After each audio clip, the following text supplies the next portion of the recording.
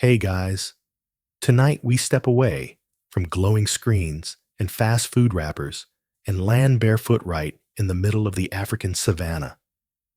There's no tent, no flashlight, no phone, just the low whistle of wind through dry grass, a distant growl you'd rather not identify, and the smell of something very earthy, probably you. You're waking up 200,000 years ago. The ground beneath you is hard-packed dirt, scattered with twigs, and last night's ash from a fire someone tried to keep alive. Around you, the silhouettes of your group, your entire social universe, are curled beside logs and rock walls. A couple are already stretching, scratching, yawning, with prehistoric flair. One kid is gnawing on what might be yesterday's bone. Charming. The sun isn't up yet, but the air is no longer freezing. Which is good, because you don't own clothes. Maybe a scrap of hide, if someone shared. Probably not. Sharing isn't always in style. Your stomach growls, loudly, but everyone pretends not to notice, because theirs are too. Hunger is the background music of this life. You don't skip breakfast, you just hope breakfast exists.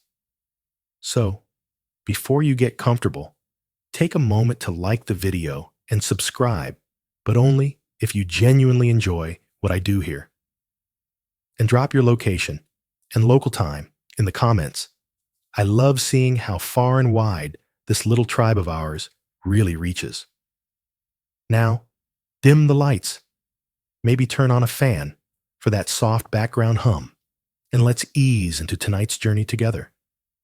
You glance up. The stars are still scattered across the sky, so many more than you ever see in your real life.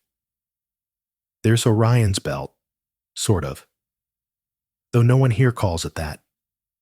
To you, it might be the three hunters, or the line of glowing ancestors. Names don't exist yet, but stories do. Beside you, an older woman coughs in her sleep. It's dry, raspy. She's been coughing for days. You're trying not to think about that. Your nose wrinkles as the morning wind shifts. It smells like someone didn't walk far enough from camp last night to do their business. But worse, it smells like hyena, or lion, or something else that thinks you smell delicious. This is why no one sleeps deeply. That and the bugs. You've been sleeping on the ground, with nothing but your own skin to protect you. And let's just say, prehistoric mosquitoes did not believe in mercy. You rise with everyone else, not with ceremony, just a quiet grunt here and there. Someone steps on your foot. No apology. You step on theirs. Same deal. You grab your sharpened stone, your everything tool, and slide it into a loop on your hip thong.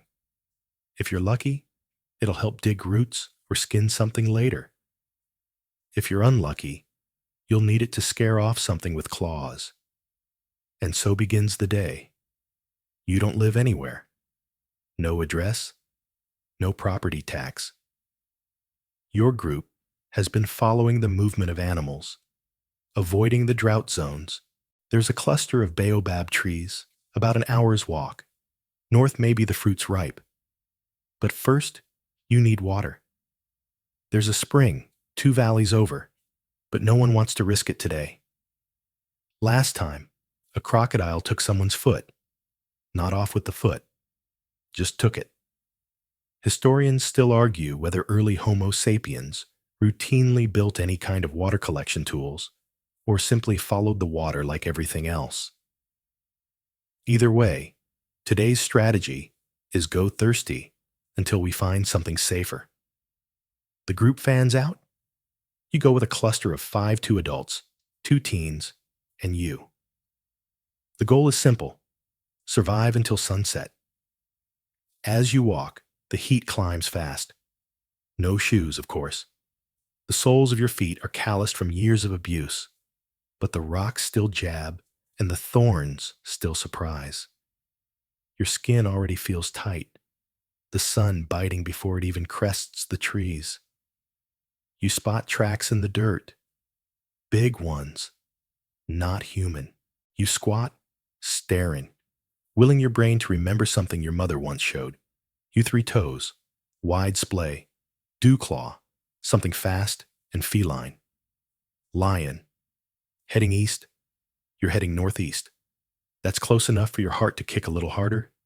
Still, you don't stop. No one does. Stopping is for later, when the sun is too high and your legs stop obeying.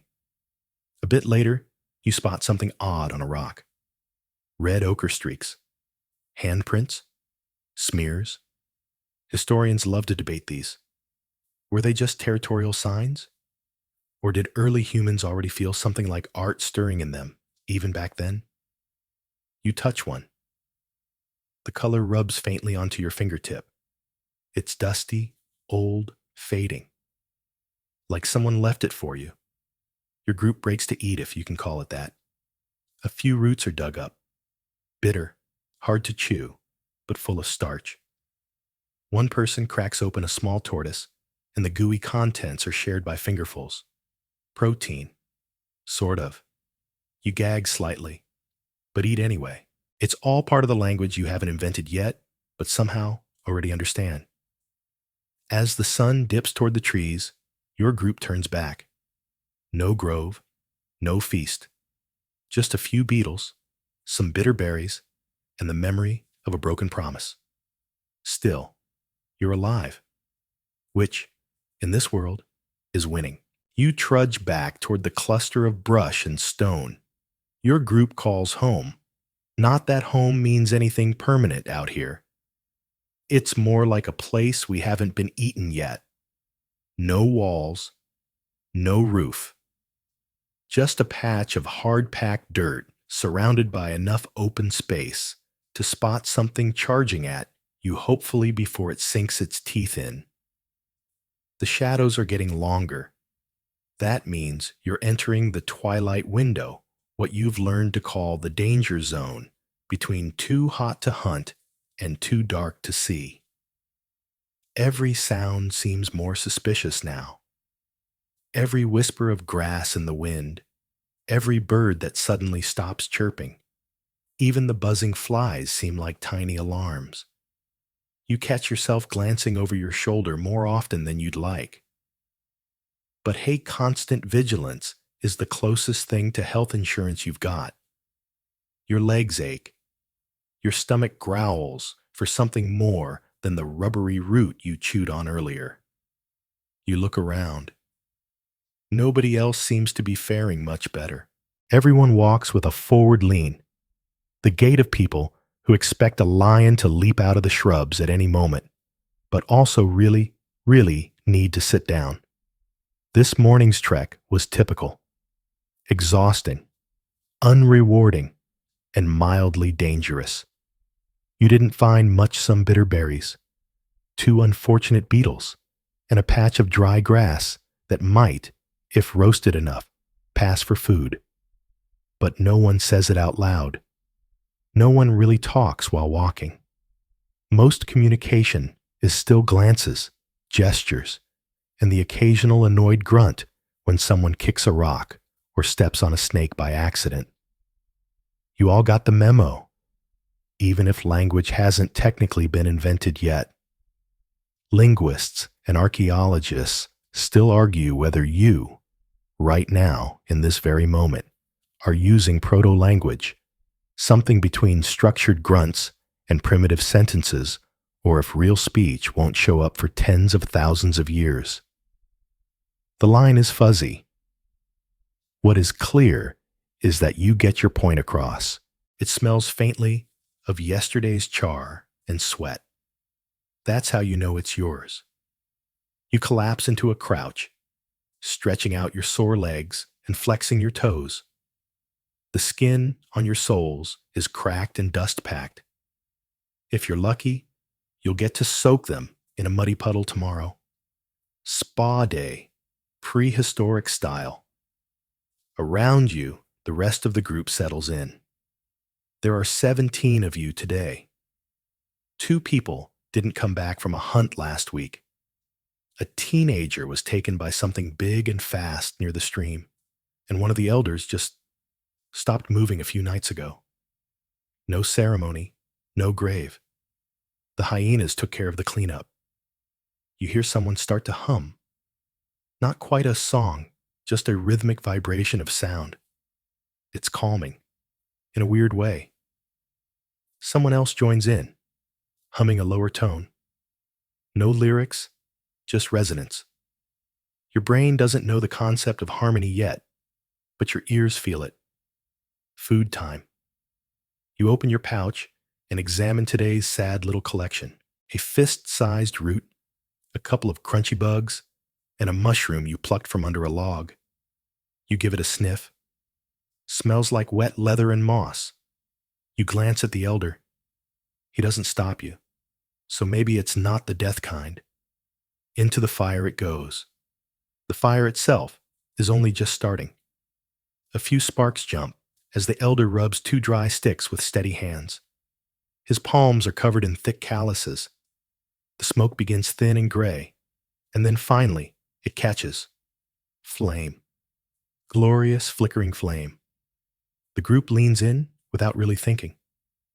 The fire is the closest thing you have to comfort. It keeps away predators.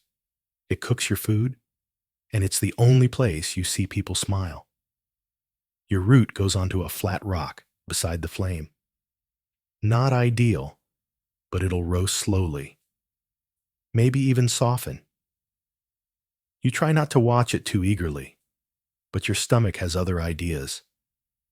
Across from you, someone skewers a lizard on a pointed stick. You're not sure who caught it, but you're pretty sure they've earned God-tier status for the night.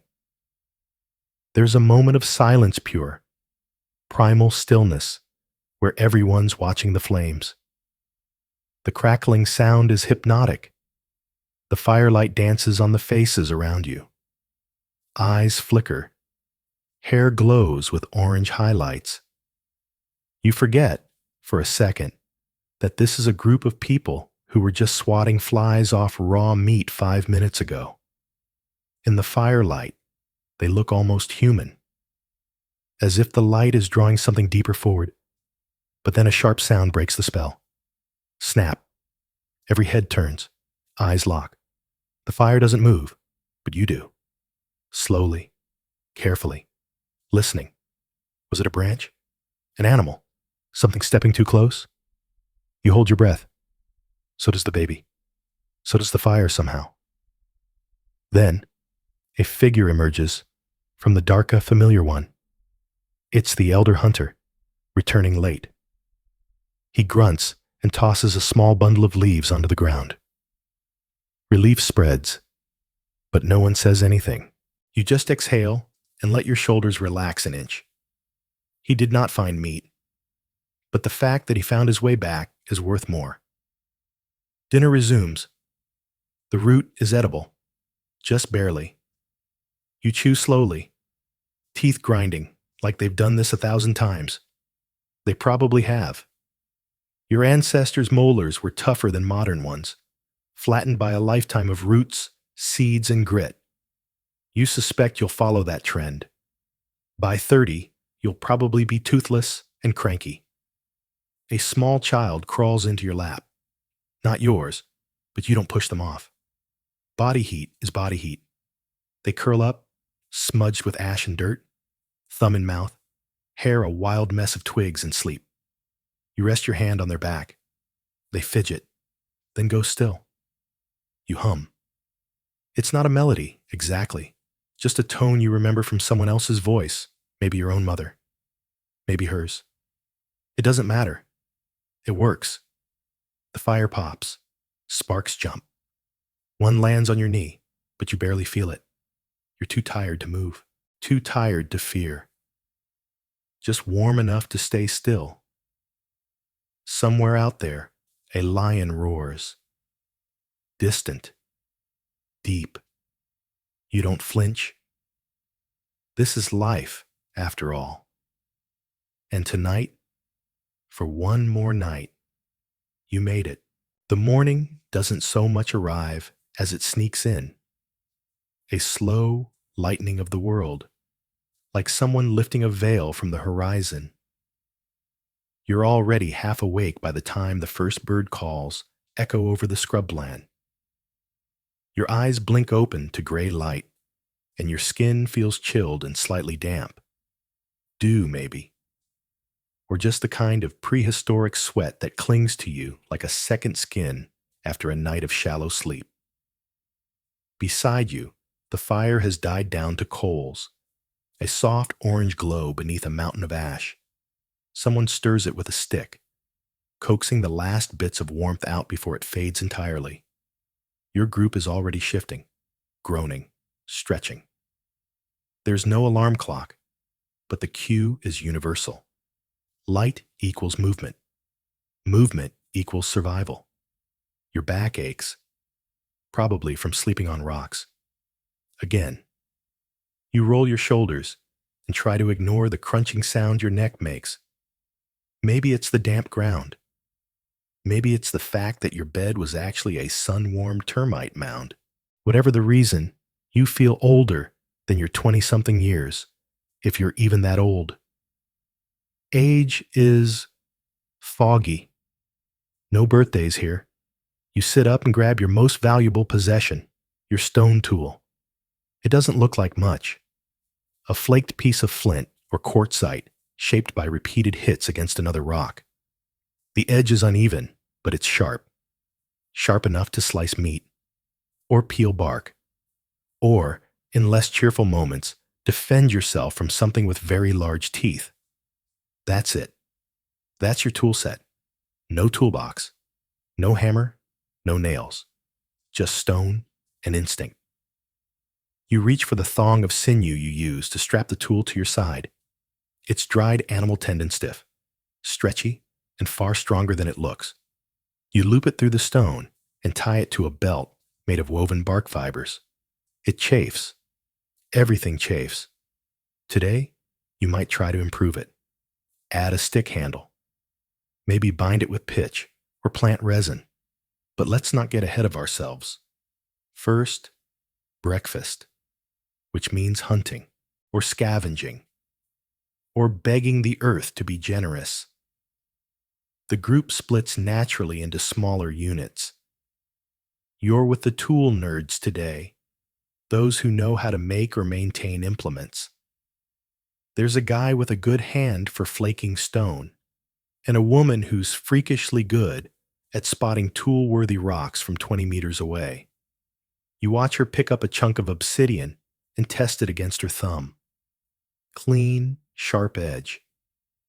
She grunts in satisfaction and slides it into her pouch.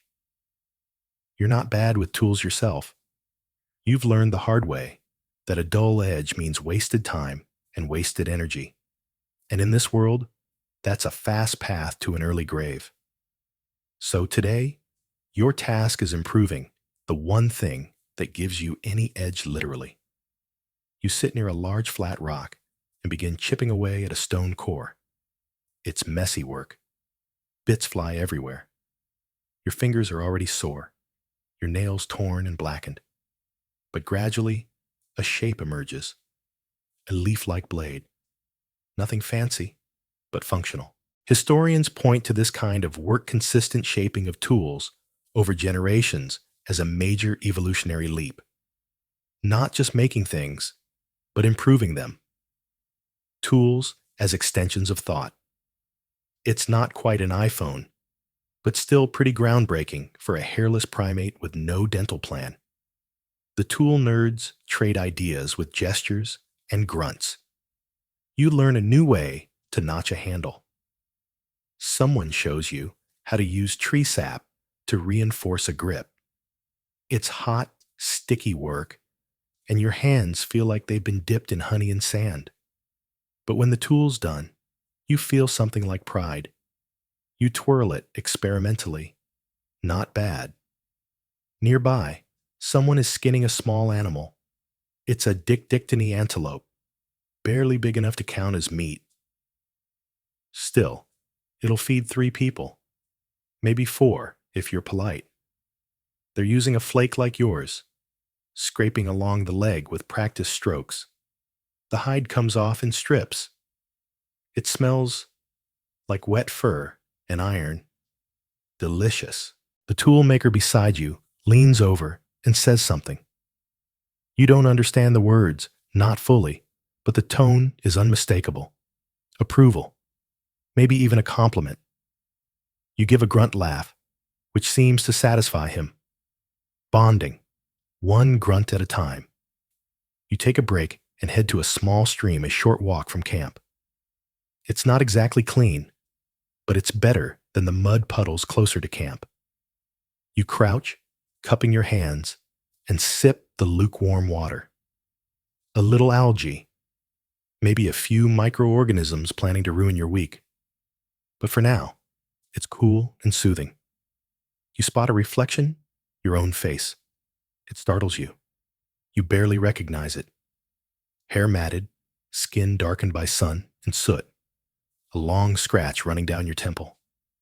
Your eyes, though, are sharp, watchful. Those you know.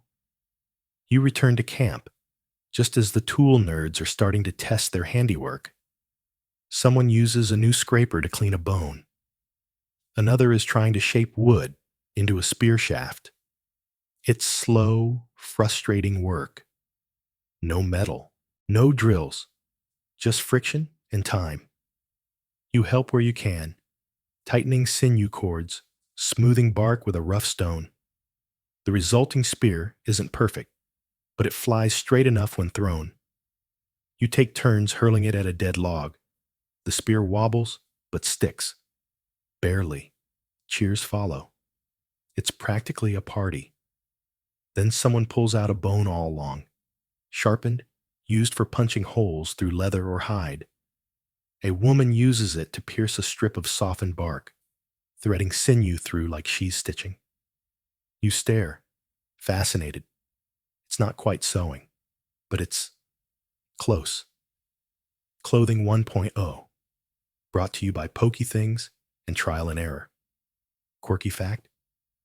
The earliest needles with eyes show up tens of thousands of years later, but right now, in your hands, are their ancestors. Sharpened slivers of bone and a dream of not freezing to death.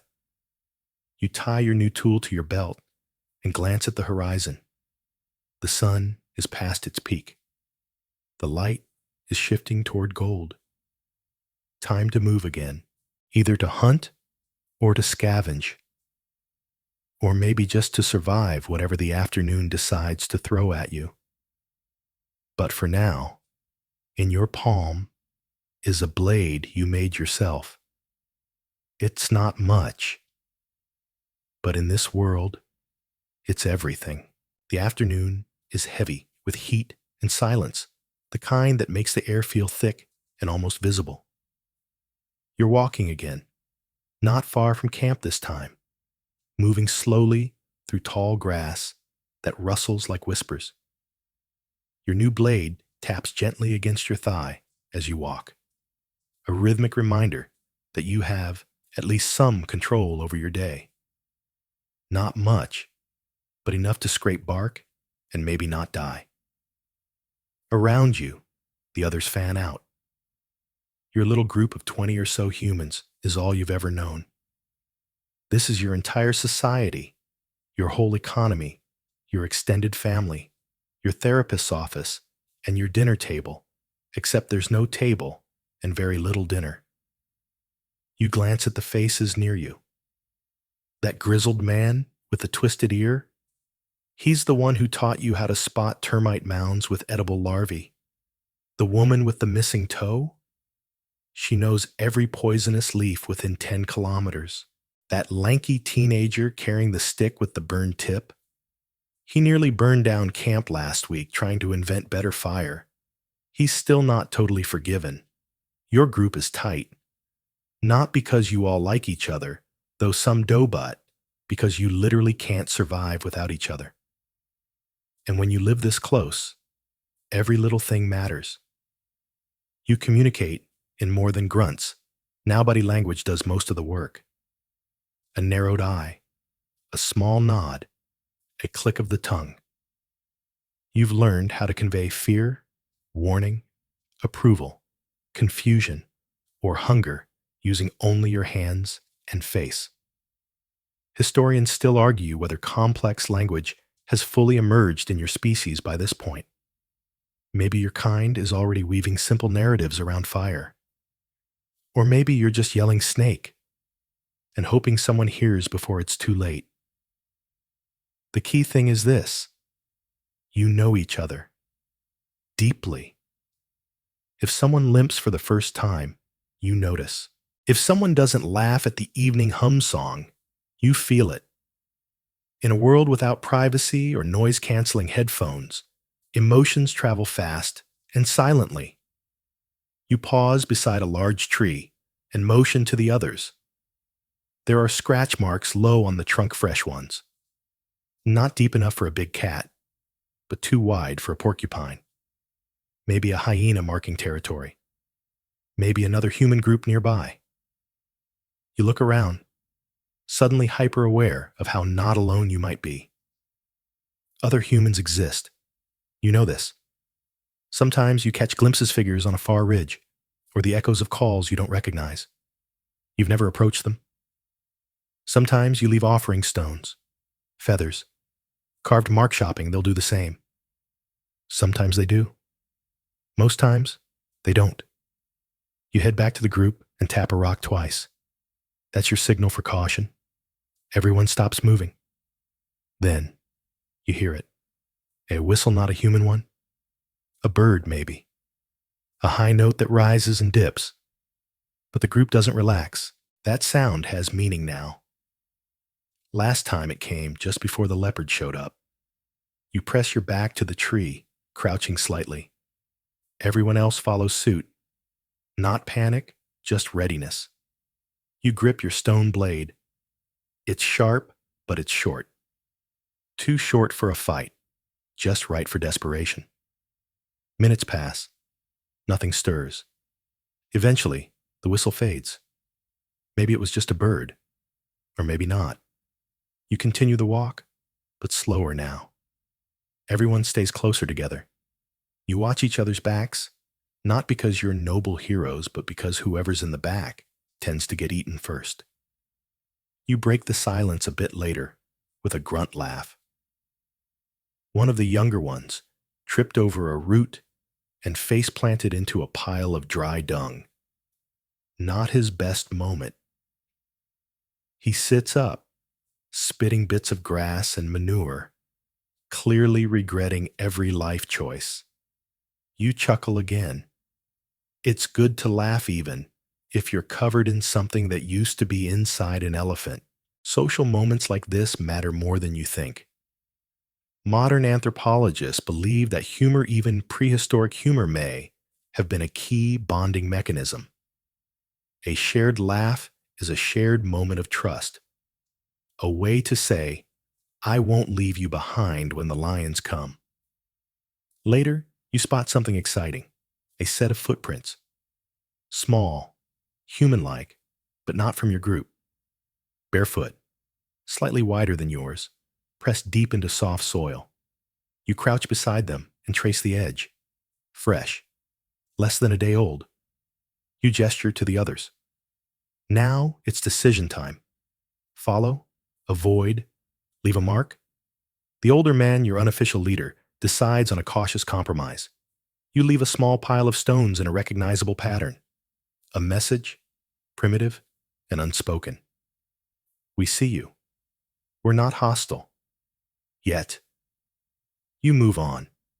A little more tense. A little more alert. Every snap twig feels louder now. The wind seems to carry whispers that weren't there before. But the group holds steady. You reach a small clearing, and someone signals a rest. You sit, stretch your legs, and lean back against a log. For a moment, it feels peaceful.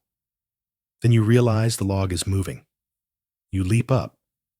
Everyone scrambles. The log turns out to be a massive monitor lizard, almost your height in length, sunning itself lazily. It hisses once and slithers away into the brush. You exhale, heart pounding. Someone mutters a sound that might be the prehistoric equivalent of seriously. After a moment, laughter breaks out. Nervous, shaky, but real.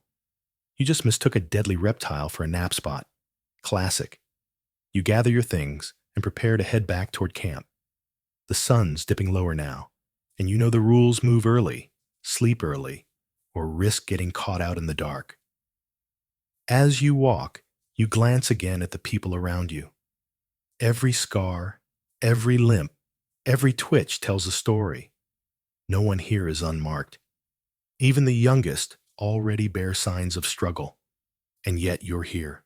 You're walking. You're watching the light fade and trusting that someone else will hear the predator before it gets too close. You carry no phone, no compass, no pack of granola bars. Just a rock tool, a cord of dried gut, and the weight of your ancestors whispering in your ears. And somehow, that's enough. You're hungry again. Not the gnawing emptiness from missing a single meal, but the constant buzzing kind of hunger that never really leaves. The kind of hunger that builds under your ribs like a quiet growl, always reminding you that the next mouthful is never guaranteed. You glance at the horizon, stomach tense, as you head into the brush. Foraging isn't a casual hobby. There's no basket of berries and a sunny soundtrack playing in the background. It's not all plucking fruit and smiling under a tree. No. Foraging is a high-stakes treasure hunt in a world where most things you find either don't want to be eaten or want to kill you for trying. You start by scanning the ground for signs. Trampled grass, clawed up dirt, chewed leaves, clues that something edible passed through or sprouted nearby. You're looking for tubers today. Tough, fibrous roots that require effort, patience, and a decent set of teeth. If you dig carefully, they can be the difference between a weak shuffle back to camp or a halfway decent meal. You spot a likely patch of disturbed soil near a termite mound. Termites often dig where tubers grow. You crouch and begin digging with your stone blade, the dirt dry and hot beneath your fingers. You dig until your nails bend and your knuckles sting. At last, success. A lumpy, pale root the size of your forearm. It's ugly, but you grin anyway. You snap it off and sniff. Earthy, bitter, definitely edible if you roast it for long enough to drive the death flavor out. You tuck it into your side pouch. 2 more like that, and you're practically hosting a feast. Nearby, someone squeals good squeal, not the panicked kind. She's found honey, a wild hive inside a hollow tree, oozing with golden nectar. Bees are still around, but she's using smoke-burnt leaves held close to the entrance to lull them. It's dangerous, but sweet payoff is rare enough that you all crowd in for a look. She pries off a waxy chunk, dripping with amber liquid, and offers you a taste. You stick your finger in and suck it clean. It's like swallowing sunlight. Even your teeth stop aching for a moment. But then come the stings. Of course. One bee missed the memo and nails her on the cheek. She yelps, slaps it, and laughs through the pain. Her face swells slightly, but she grins anyway. It's worth it. Sugar this pure only happens once in a blue moon, and in this era, the moon isn't blue. It's a terrifying celestial mystery. You move deeper into the brush, always looking, always scanning. The best foragers are part detective, part gambler. You notice claw marks on tree bark baboons, maybe. Could mean fruit nearby, or a warning to stay away. You weigh your odds and press forward. At the base of a fig tree, you strike gold 2 small fruits, underripe, but free of wormholes. You eat one slowly, chewing it to pulp, savoring every sour, gritty bite. The second you tuck away. Maybe for the child back at camp. Maybe not. Depends how generous you're feeling when you get back. You also collect greensbroad, fuzzy leaves you think are safe. Your mother taught you to rub a leaf on your arm first. If you break out in a rash, don't eat it. If you feel tingly, maybe eat it anyway, depending on how hungry you are. It's not a perfect system. You pass a small stream and kneel to check the mud near its banks. Fish bones. Someone's been here before. Or something. You poke around with your blade and stir up a few crayfish. You pounce, splash, grab one. It flails, legs clicking. Tiny, but edible. As you hold it, you flash to an oddly comforting thought. People in your time people watching this video pay top dollar for this kind of wild-caught organic protein. Back here, it's just lunch. You stash it. You're building a pouch of hope. Root, fruit, greens, a crayfish, and maybe a few seeds if you're lucky. But not everything is a gift. You spot a cluster of berries, glossy, blackish blue. You remember the rules. 3 berries. Watch a monkey eat first. 5 berries. Never touch. 7 berries. Pick only if you have a death wish. These are the 5 kind. You back away. One person in your group didn't once. He convulsed for hours, foam at his mouth. You all had to carry him to a stream and hope he lived. He did. But now he can see out of one eye. Lesson learned. You move on, this time toward a patch of rocky ground. There, you find something strange. A mushroom with a bright orange cap and a stalk like wrinkled leather. You pause. It smells odd. Not deadly. Not delicious. Somewhere in between. You consider taking it. Some mushrooms are food. Some are medicine. Some are doors to a world your brain's not ready for. You once watched a woman eat one and spend the next 2 hours trying to talk to a tree. She claimed the tree whispered secrets about how to cure coughs. Historians still debate whether early humans used psychedelics as part of spiritual practice or just had a lot of bad ideas and time to kill. You leave it. Not today, tree voices. By mid-afternoon, your pouch is getting heavy. You're sweaty, scratched, and sunburned. Your hands are covered in dirt. A thorn is lodged in your thumb. You're basically a walking survival challenge. But still, you're successful. By your standards, this was a jackpot. You head back toward camp with a slow, careful pace. The shadows are stretching. Time is running out. As you walk, you pass a low bush with delicate white flowers. You pluck one and sniff it, just to see. It smells faintly of mint. You tuck it behind your ear. A tiny act of defiance in a world where almost nothing is soft or beautiful. And maybe that's what makes moments like these matter. When survival consumes every waking hour, something small, a flower, a stolen fig, a shared drop of honey, feels like victory.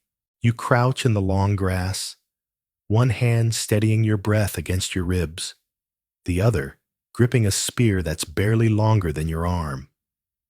Ahead of you, maybe 30 paces, a small herd of antelope grazes. Their heads jerk up and down, ears twitching constantly.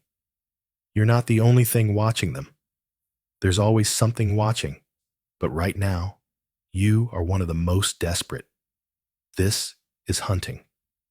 Not from a comfy blind with a scope and camouflage, but bare skin, sweat, and shaky knees.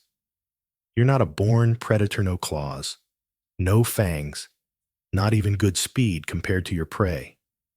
What you do have is patience, and a brain that's just clever enough to give you a shot. You inch forward, barely breathing. Your spear is tipped with a sharpened stone, bound tightly with sinew. You made it yourself, or helped someone older make it. Either way, You know exactly how well it flies, sometimes straight, sometimes embarrassingly into the ground. Fingers crossed today's not the latter. Your hunting group is small, 3 others beside you. One carries a longer spear, one has a small bundle of stones for slinging, and the last is just fast. Very fast. He's the one whole flush the animals toward you if everything goes perfectly. Nothing ever goes perfectly. The signal comes, just a low whistle, like wind through reeds. The runner darts left, crashing through the grass. The herd bolts, white tails flashing. You stand, throw with all your force, and your spear arcs beautifully, and misses. It thuds into the ground as the antelopes scatter. One man's slingstone hits a younger animal on the leg. It stumbles, cries out, but manages to escape. The entire herd vanishes like smoke into the distance. Silence. You all stand, panting, staring at nothing. That was your chance. And now, it's gone. Someone swears under their breath in a mix of grunts and low-toned something halfway between language and frustration. You respond the same way. It's a shared moment of disappointment, primal and familiar. Hunting isn't just physical exhaustion, it's emotional too. Hope rises with every sighting. It crashes with every miss. You feel that crash now in your stomach, in your shoulders, in your pride. You try to shrug it off, but it lingers. Still, you're not giving up. There's no other option. The group regroups under a large acacia. It offers dappled shade and a place to argue about what went wrong. A few theories are shared through pantomime too loud, too early, wind shifted, maybe they smelled you. Someone mimes you throwing like a child. You laugh, but make a mental note to practice more. Your weapons are gathered. You pull your spear from the dirt, wipe it clean, and test the lashings. Still tight, still sharp. At least something went right today. You continue on foot, slower now. The heat is peaking. Your breath feels thick in your throat, and sweat makes mud of the dust on your skin. You sip from a goatskin pouch, just a mouthful. There's never enough water to waste. Eventually, you spot vultures. That's a mixed signal in your world. Where there are vultures, there's meat. But there's also something else. Something that killed whatever the vultures are eating. That something could still be around. You move carefully. The group circles the area. Over a ridge, you spot the carcass. A small wildebeest, already half-eaten. Flies swarm. The smell is indescribable. Sweet, rotten, and so thick you taste it on your tongue. But food is food. You check for tracks. Large paw prints. Claw marks. The killer might be a big cachita maybe. They hunt fast but rarely linger. You might be lucky. Or you might be next. You approach with spears raised. No movement. Just flies. You carve off what you can. Flank meat. Tough and blood warm. And some fatty tissue around the organs. It's risky. This meat is already turning, but calories are sacred. You wrap it in a hide scrap and keep moving. Every minute you stay is another chance for something bigger and hungrier to show up. You walk back in silence, every breeze making you twitch. You feel exposed now, walking with fresh blood on your arms. It's like wearing a sign that says, "Dinner's here." On the way back, someone spots tracks human, but not yours. Bare feet, slightly smaller, different gait. They veer west, away from your camp. Could be another group. Could be scouts. Could be no one. You leave a small token near the path a stick stabbed into the ground, surrounded by 3 stones. Your version of "we come in peace." Or, "we already took the meat. Sorry." Quirky detail. Some anthropologists believe early humans left these signs as proto-language, while others argue they were simply territorial. Historians still argue whether such gestures were signs of empathy or just survival logistics. Maybe both. As you reach the edge of your territory, the group breathes easier. Familiar trees, familiar paths. You can see the faint trails your feet have worn into the dirt over months, maybe years. You realize your world is defined by these paths' routes, etched by hunger, memory, and the occasional stampede. You step into camp, tired, sunburned, half empty. Not the triumphant return you imagine. But your pouch holds meat, and that means tonight no one starves. As the others gather around to see your haul, you notice the baby again, her mouth stained purple with berry juice. Someone had a better day foraging than you did hunting. You smirk and drop the meat near the fire pit. Someone else will cook it. You've done enough for today. Your hands shake slightly, not from fear, but from the long adrenaline taper that follows a failed hunt. Your muscles still think they might need to sprint, but you're safe. For now. You sit down, stretch your sore legs, and stare into the dirt. It's dotted with footprints. Yours, theirs, others. A chaos of movement, of life. This is your map. This is your story. Every step etched into this ground is one your ancestors took for you. And today, you carried it forward. Nightfall isn't gentle. It drops like a curtain sudden, quiet, absolute. One moment, you can still make out the curve of the hill in the distance, the flutter of leaves on the nearest tree.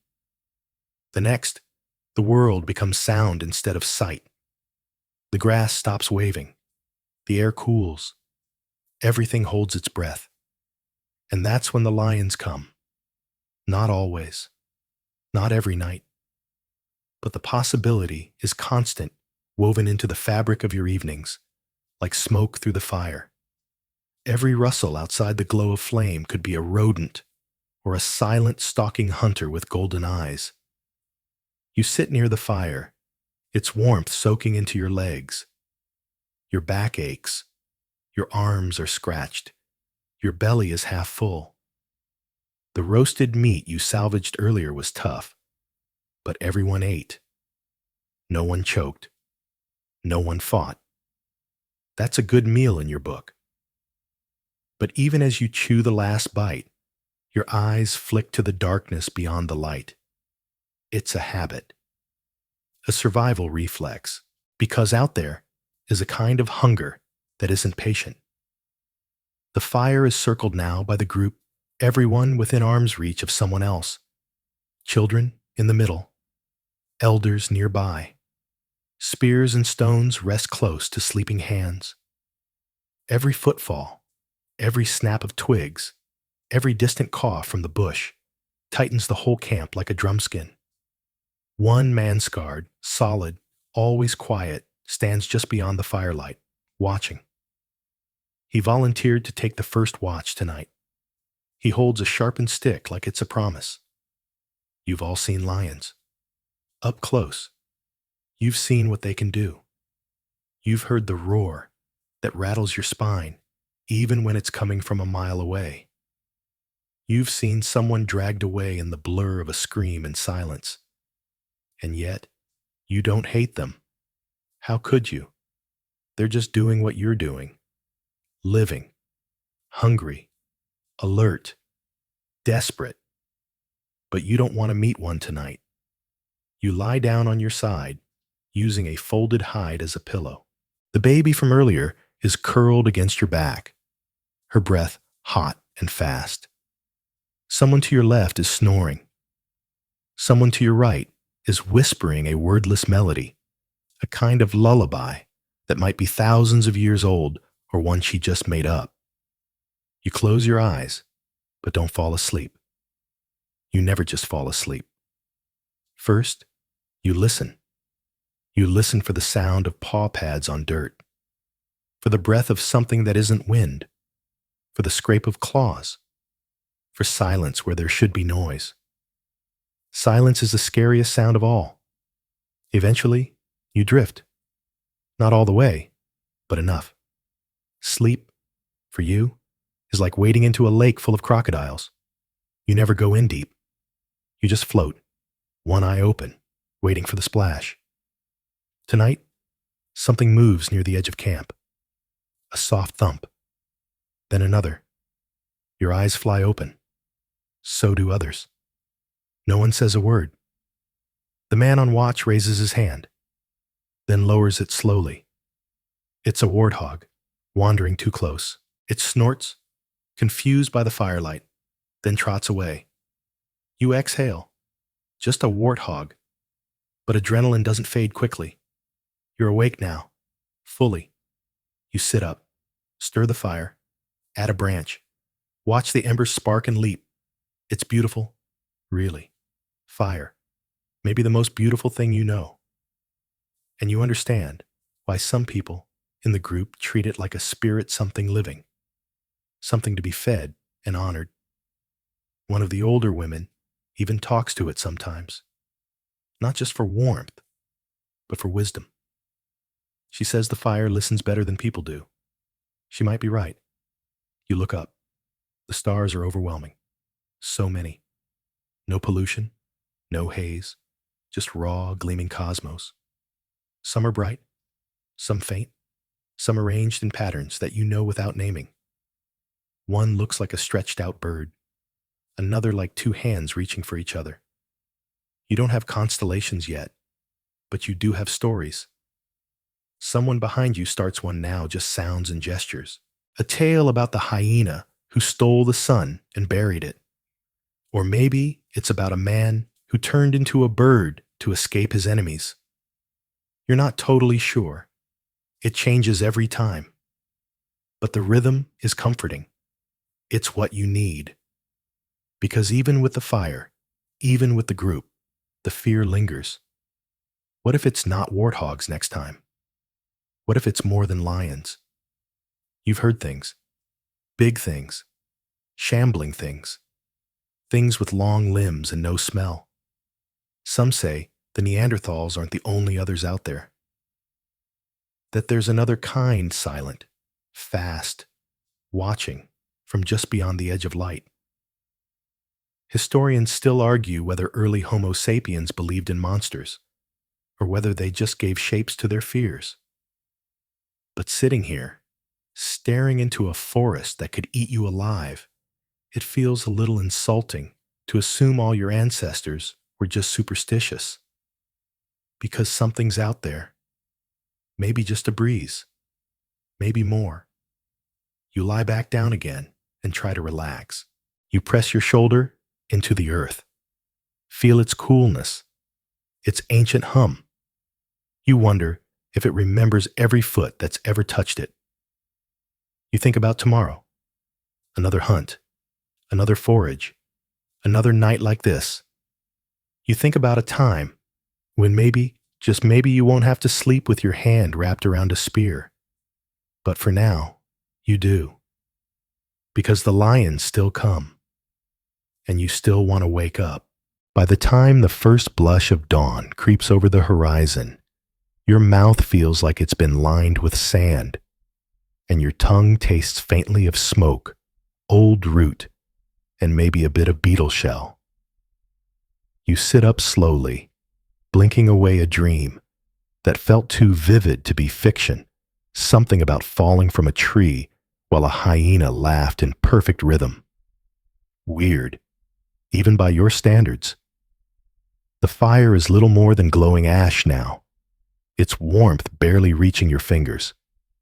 Someone nearby is already coaxing it back to life, blowing softly, feeding it tiny twigs, whispering to it like a baby or a small god. You stretch your legs. One of them pops. That can't be good. You rub your shoulder where you slept on a stone all night and tell yourself it builds character. probably builds bruises too. Everyone is stirring. People move slowly in the mornings. Not because they're lazy, but because when you sleep lightly and badly, every joint becomes a tiny rebellion. Your body resents the idea of standing, and frankly, it has a point. Water. That's your first thought. Not food, not safety, just water. Your lips are dry, your skin sticky with sleep, and your head aches faintly, a dehydration headache, the kind that makes your eyes feel too large for their sockets. This is not unusual. You live in a world where water is never guaranteed, never clean, and never, ever just a twist cap bottle away. Today, you're on water duty. There's a watering hole about a kilometer to the south if it hasn't dried up or been taken over by something large and toothy. The group sends you with 2 pouches made of scraped hide, a crude spear with a wobbly point, and one of the teenagers. You know the one. The one who hasn't yet figured out how to walk without sounding like he's announcing his presence to every predator in a 5-mile radius. You try not to sigh. Loud footsteps and watering holes don't mix. You begin the walk at a brisk pace. The air is cool and damp, heavy with morning stillness. Your bare feet slap gently against the ground, which is soft with dew and scattered with the tracks of nocturnal wanderers. You pass twisted trees, bushes blooming with tiny white flowers, and the remains of an old termite mound. You remember when a snake lived there. It may still. You give it a respectful distance. The boy beside you hums as he walks. It's not exactly a song, more of a tuneless murmur, like he's trying to scare off ghosts or entertain himself with the sound of his own breath. You gesture sharply, quiet. He gives a sheepish shrug and mutes the hum to a low throat rumble. It's progress, not silence, but we take what we can get. Eventually, you arrive at the edge of the watering hole. The sun is beginning to warm the air now, casting long golden stripes across the water's murky surface. You crouch low behind a bush and survey the clearing. It's quiet. Too quiet. There are zebra tracks near the water's edge, gazelle droppings, bird feathers, and then the big ones. Broad, rounded, claw-marked. Lion, leopard, something heavy. And recently here, your heartbeat picks up. You scan the edges of the water. Nothing moves. But that doesn't mean you're alone. You wait. Always wait before approaching. 10 minutes pass, maybe more. Time is stretchy out here. Eventually, you give a low click and nod toward the teen. He moves forward hesitant, finally understanding the importance of being silent. Together, you creep toward the water, keeping low, stepping light. The water itself is, well, not pristine. It's greenish. A film of algae shimmers across the top, and something that might be a frog leg floats near a stick. You've drunk worse. Probably. You crouch and scoop some up in your hand. Sniff. It smells like earth and stale grass. No rot. No blood. That's your green light. You begin filling the pouches slow. Careful. Eyes flicking constantly to the edge of the brush. The boy copies you, Hez still humming, but only in his head now. You can tell by the way his lips twitch with each movement. Then you see it. A log, floating near the far bank. Except it's not drifting. Not swaying. Too still. Too smooth. 2 little bumps rise just above the water. Eyes. You freeze. Crocodile. Your stomach clenches. The one rule with crocs. If you can see it, it's not hunting. It's watching. It might be full, might be resting, or it might be calculating how much effort it takes to eat you.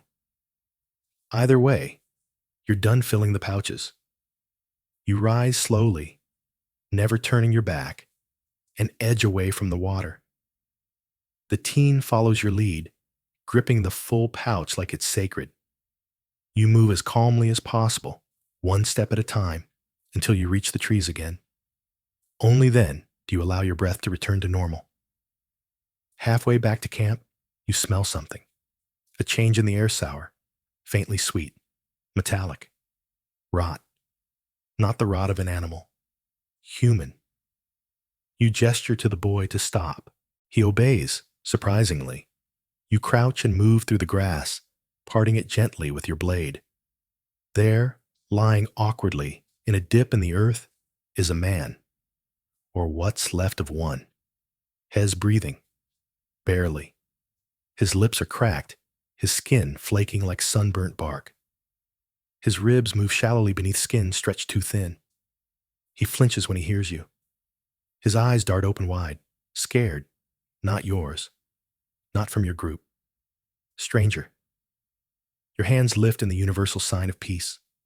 Palms out, slow movements. You make a low, soothing hum, something like a lullaby. He doesn't respond, but he doesn't lash out either. You take out your pouch, dip your fingers into the water, and let a few drops fall onto his lips. He reacts like they're fire, then opens his mouth, desperate. You give him a little more. He drinks greedily, then groans. You study him. Wounded leg, torn skin around the ankle. Maybe animal, maybe human. You'll never know. But he won't live long if left like this. There's no debate, no inner monologue, just instinct. You take the small root from your satchel, the one you meant to snack on later, and place it beside him. Then a pinch of dried meat. A gesture of hope, of mercy. Anthropologists still debate whether early humans showed compassion to strangers, whether altruism emerged from empathy or survival strategy. But in that moment, with the sun climbing and a crocodile behind you, your body simply chooses kindness. You don't tell the boy. You just nod and walk on. Back at camp, the water is received with quiet reverence. The children drink first, then the elders, then everyone else. You refill the stone basin, wash your hands, and scrub your face until the sting feels like cleansing. You don't tell anyone about the man in the grass. Not yet. Maybe not ever. You watch the flames catch again in the center of camp and sit near the edge, holding your arms around your knees. And as the group settles in, talking, humming, chewing on bark, you think about the man's eyes. Still sharp, still human. You wonder if he made it to sundown. You wonder if someone, somewhere, would do the same for you. The sun is low again, its light slanting through the dust and trees, casting long golden beams that flicker like fire across the ground. You sit cross-legged near the center of your temporary world, rubbing tiredness from your eyes with the back of your hand. Around you, the group begins to gather slowly, pulled inward like stones rolling toward the bottom of a shared bowl. This is the most human time of day. Not because it's safe, it's not, but because you're together. And you remember what together feels like. It feels like warmth without speaking, like the shuffle of bare feet on dry ground, like the sound of fire catching on kindling, and the soft, hopeful crackle that follows. Someone kneels by the old coals and begins to coax the fire back to life. They blow carefully, 3 breaths. Pause, 2 more. They add dry grass and shredded bark, small twigs, a handful of soft pine needles. A spark catches. You all wait, silent, and then flame. The fire flares up for a second, stumbles, then regains its footing like a tired runner. You exhale. Soon the world shrinks to a circle of orange and shadow. The darkness presses in beyond it, vast and full of listening creatures. But for now, they remain just beyond reach. The hyenas haven't arrived. The wind hasn't shifted. So, for now, you can lean into the light. Your knees ache from the day's walking, and there's a small cut on your heel from a flint shard you didn't notice until now. You press your fingers to it gently. It stings, of course, but not enough to mention. Nothing here is ever bad enough to mention, unless it threatens your survival. Anything less than that is just background noise. Dinner is humble again tonight. A few foraged roots, some berries, a small portion of roasted animal fat someone had hidden from earlier. Not enough for celebration, but enough to keep your body from chewing itself in protest. You chew slowly, letting the texture take its time. The root is tough and fibrous, but it's warm, and that makes it tolerable. One of the children has a smear of purple berry juice on their chin. They lick it absent-mindedly, half asleep already. You lean back slightly and look around. This is your people. All 20 or so of them. The same faces each night. The same shuffling postures and quiet coughs and hushed gossip exchanged through nothing more than raised eyebrows and pointed glances. You know who will share food without asking, and who won't. You know who sings in their sleep. You know who holds a grudge longer than necessary, and who laughs even when they shouldn't. You know them all in ways that go beyond language. This is your family, even if none of them are technically your blood. As the food dwindles, the storytelling begins. Not with sentences language is still in the early stages, remember, but with sound, rhythm, motion. Someone hums a low tone and taps a stone against another. Another person joins with a percussive clicking of tongue and teeth. Then comes a whistle, then a rasp, then a rising howl that sends chills across your skin. No one teaches this. No one plans it. But everyone knows how to take part. It becomes a kind of music, a mood, a pulse running through the group. Some sounds are familiar, a tale you've heard before, shaped in a new way. Some are strange, new additions that might be total nonsense, or might be something important someone dreamed up last night. You follow along anyway. Soon, someone begins to move their arms, slowly at first, then more confidently. A sway of the torso, a twist of the wrist, a gesture to the sky. She isn't dancing, exactly, not in the way you'd think of it, but she's showing you something. A story told through motion. A girl who climbed a mountain to chase the moon. A man who turned into fire.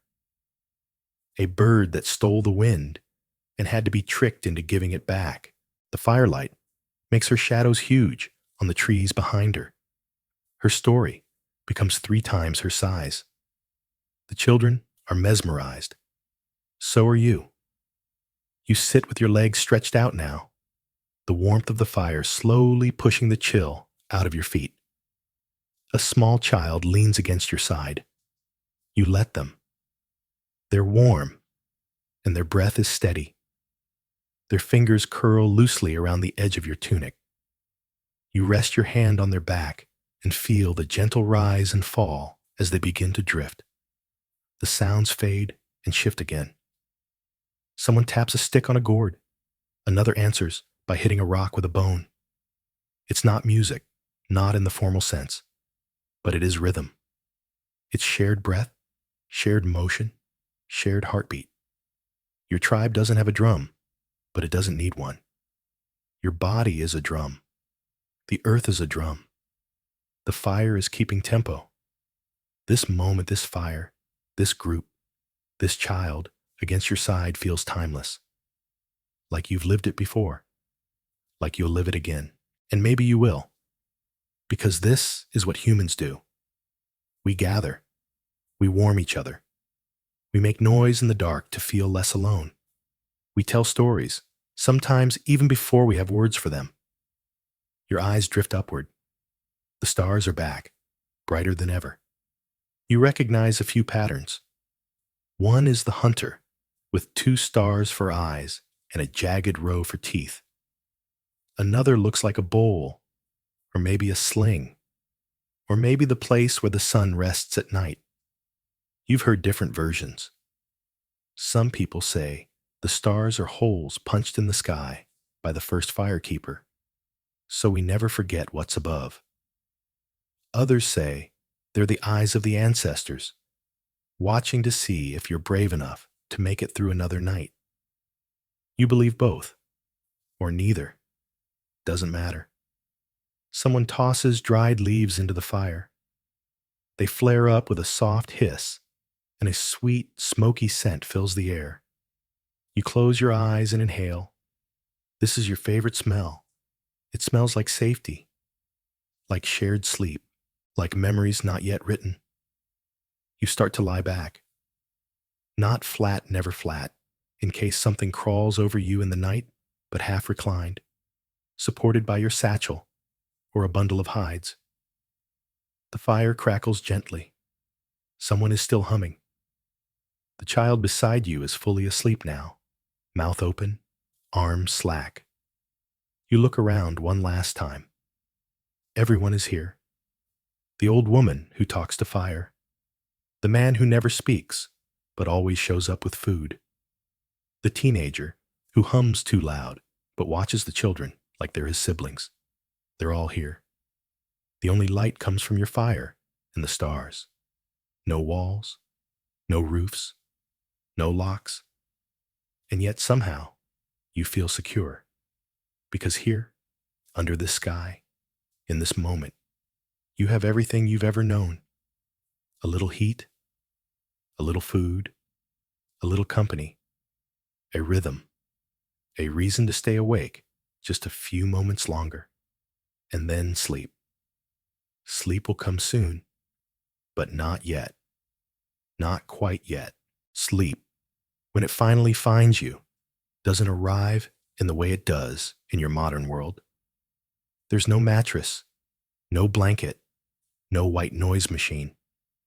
There's no locked door, no roof, no promise that the next breath will be met by safety.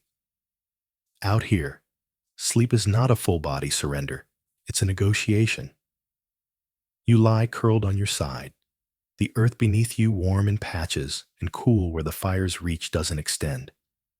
A hide, half worn and smelling faintly of smoke and sweat, rests over your shoulders. Your hand is on your stone blade, not out of fear, exactly, but out of habit. You keep it close the way your future descendants might keep a nightlight or a phone. You don't think about it. It just is. And the fire, your precious fire eyes down to embers now.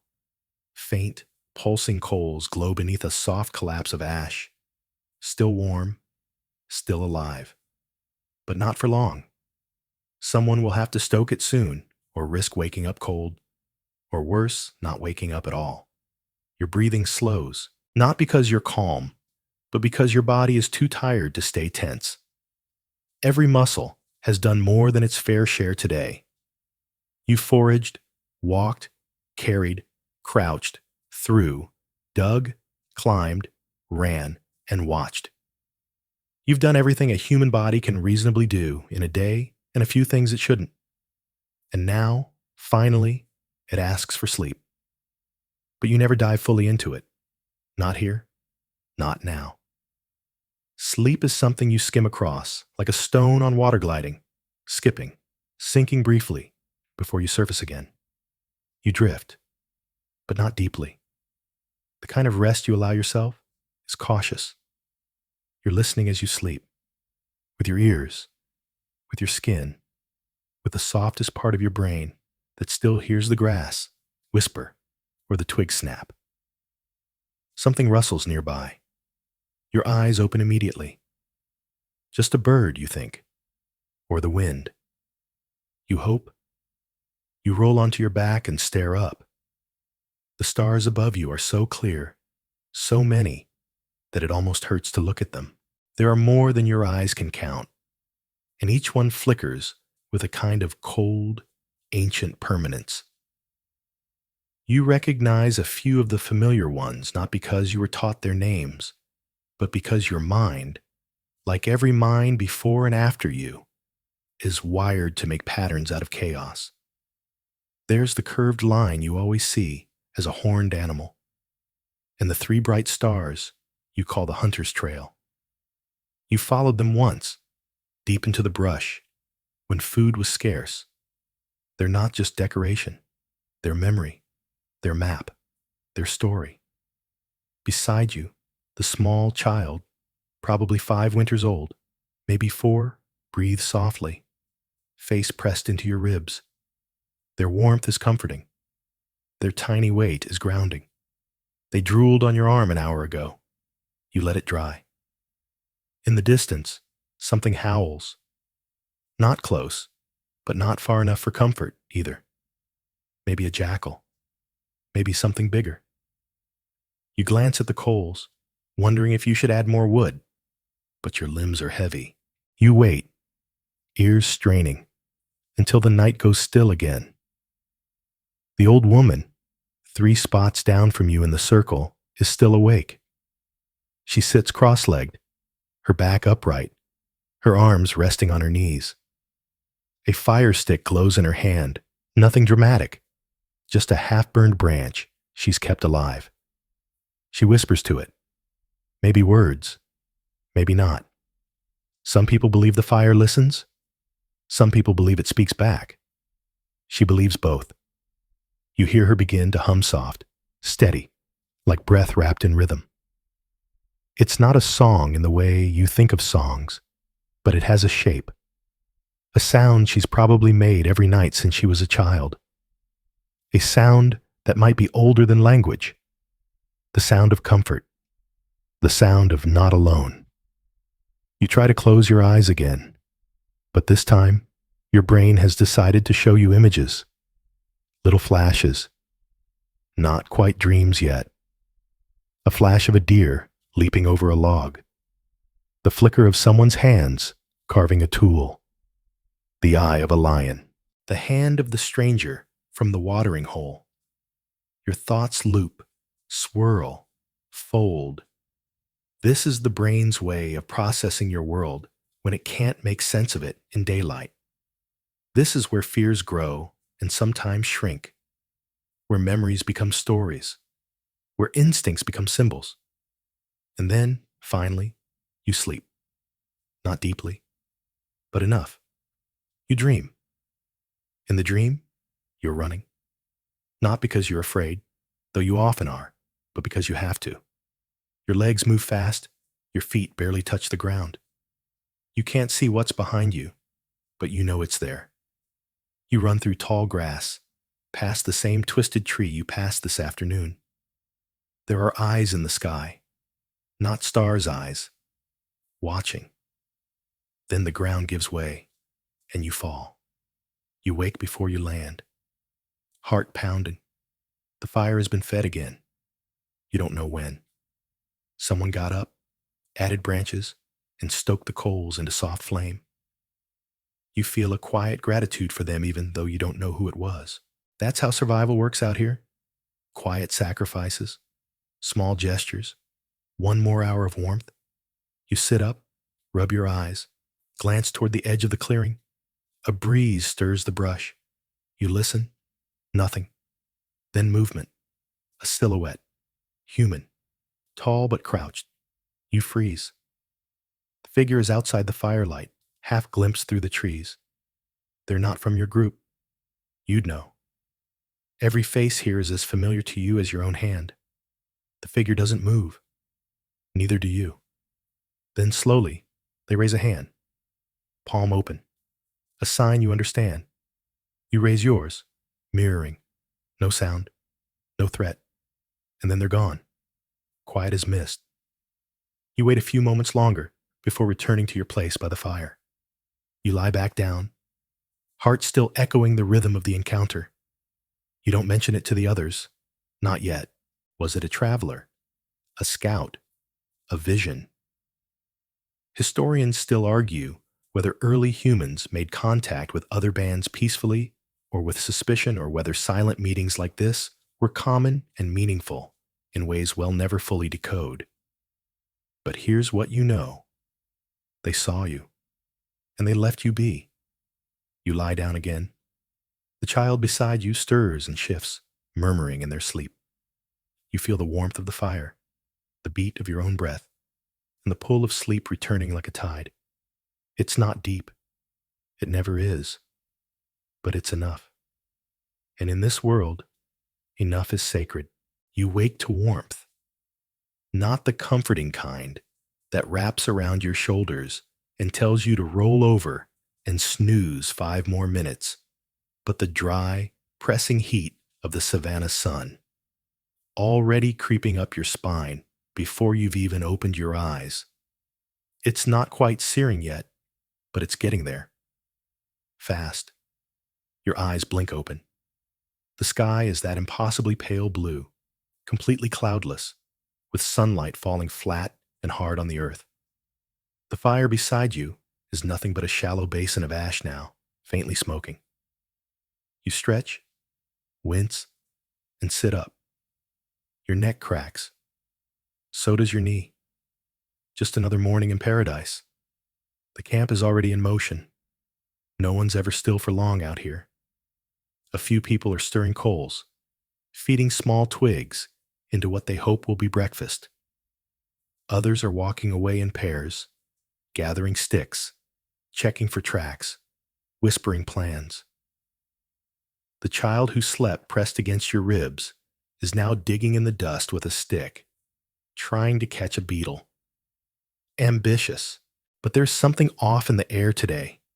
It's subtle, not spoken aloud. But you feel it, the stiff shoulders, the deliberate avoidance of eye contact, the way no one is humming. This is a silent morning, and silence means something is wrong. Then you see them 2 men.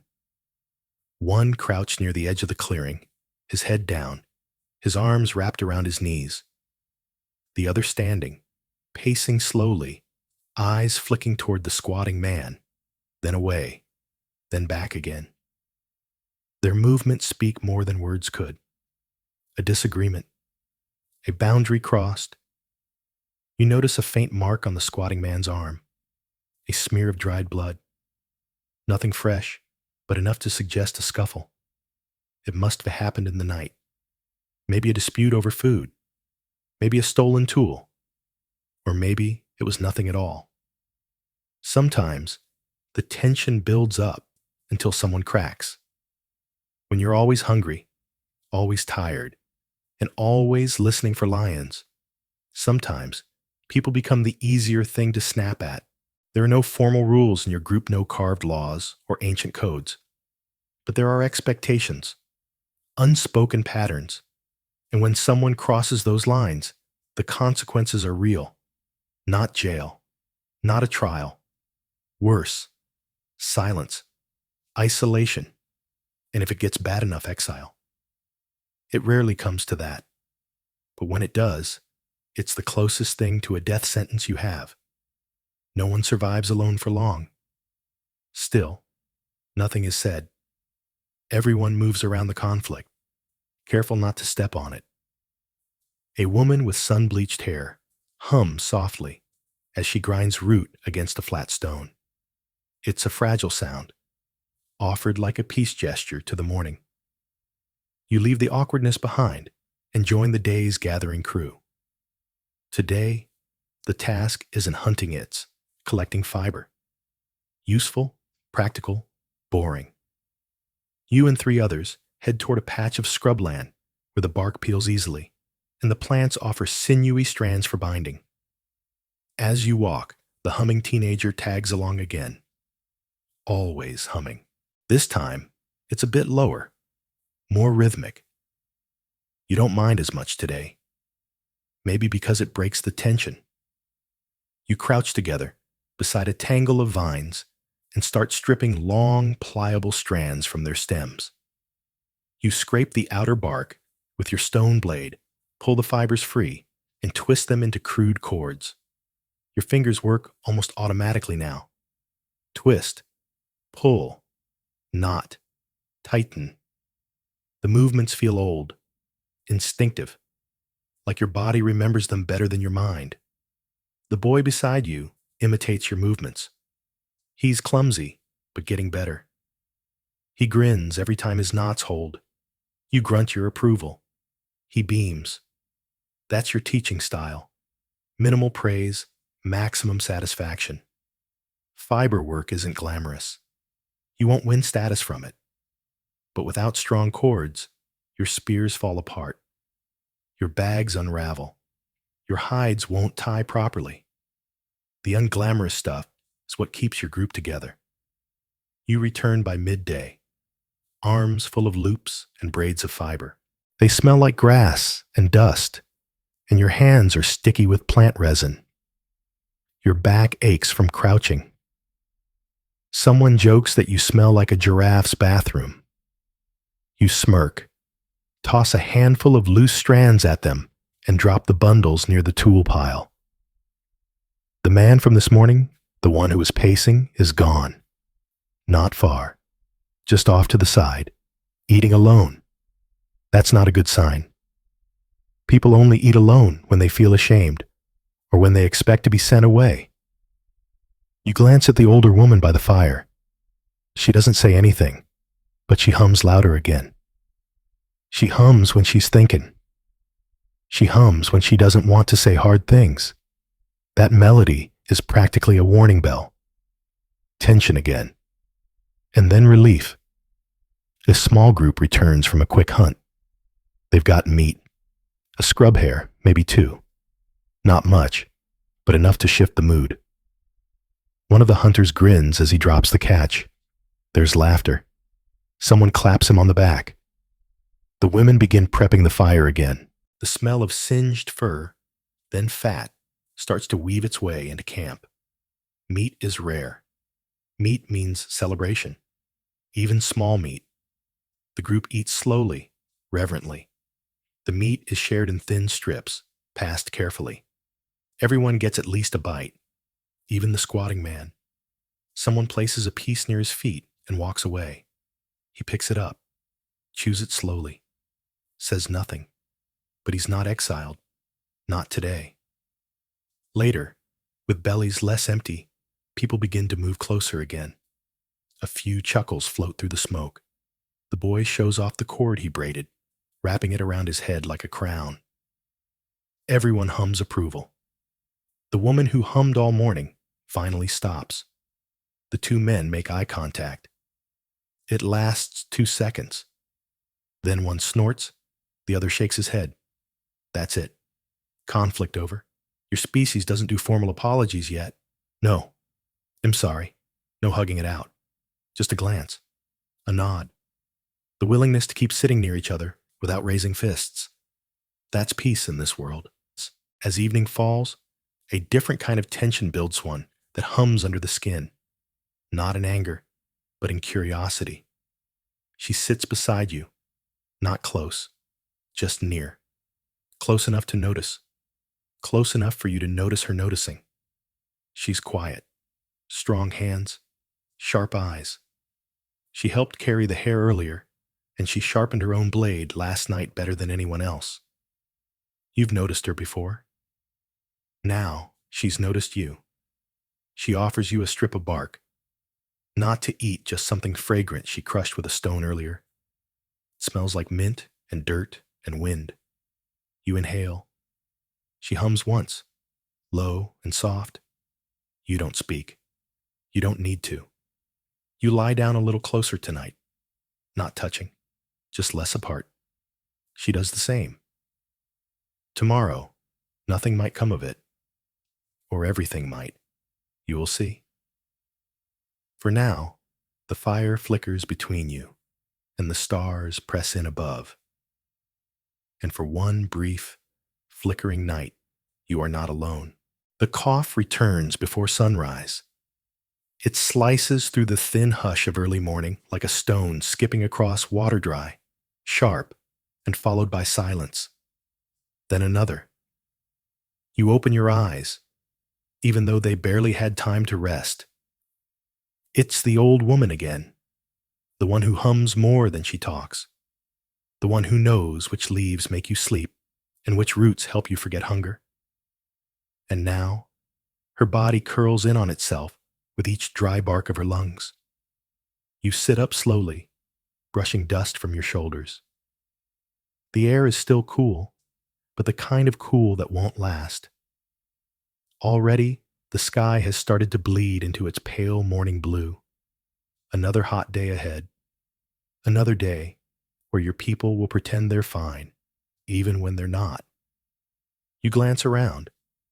Others are waking too, but they pretend not to notice the cough. That's how it works. Pretend it's nothing. Pretend the sound didn't start 3 nights ago.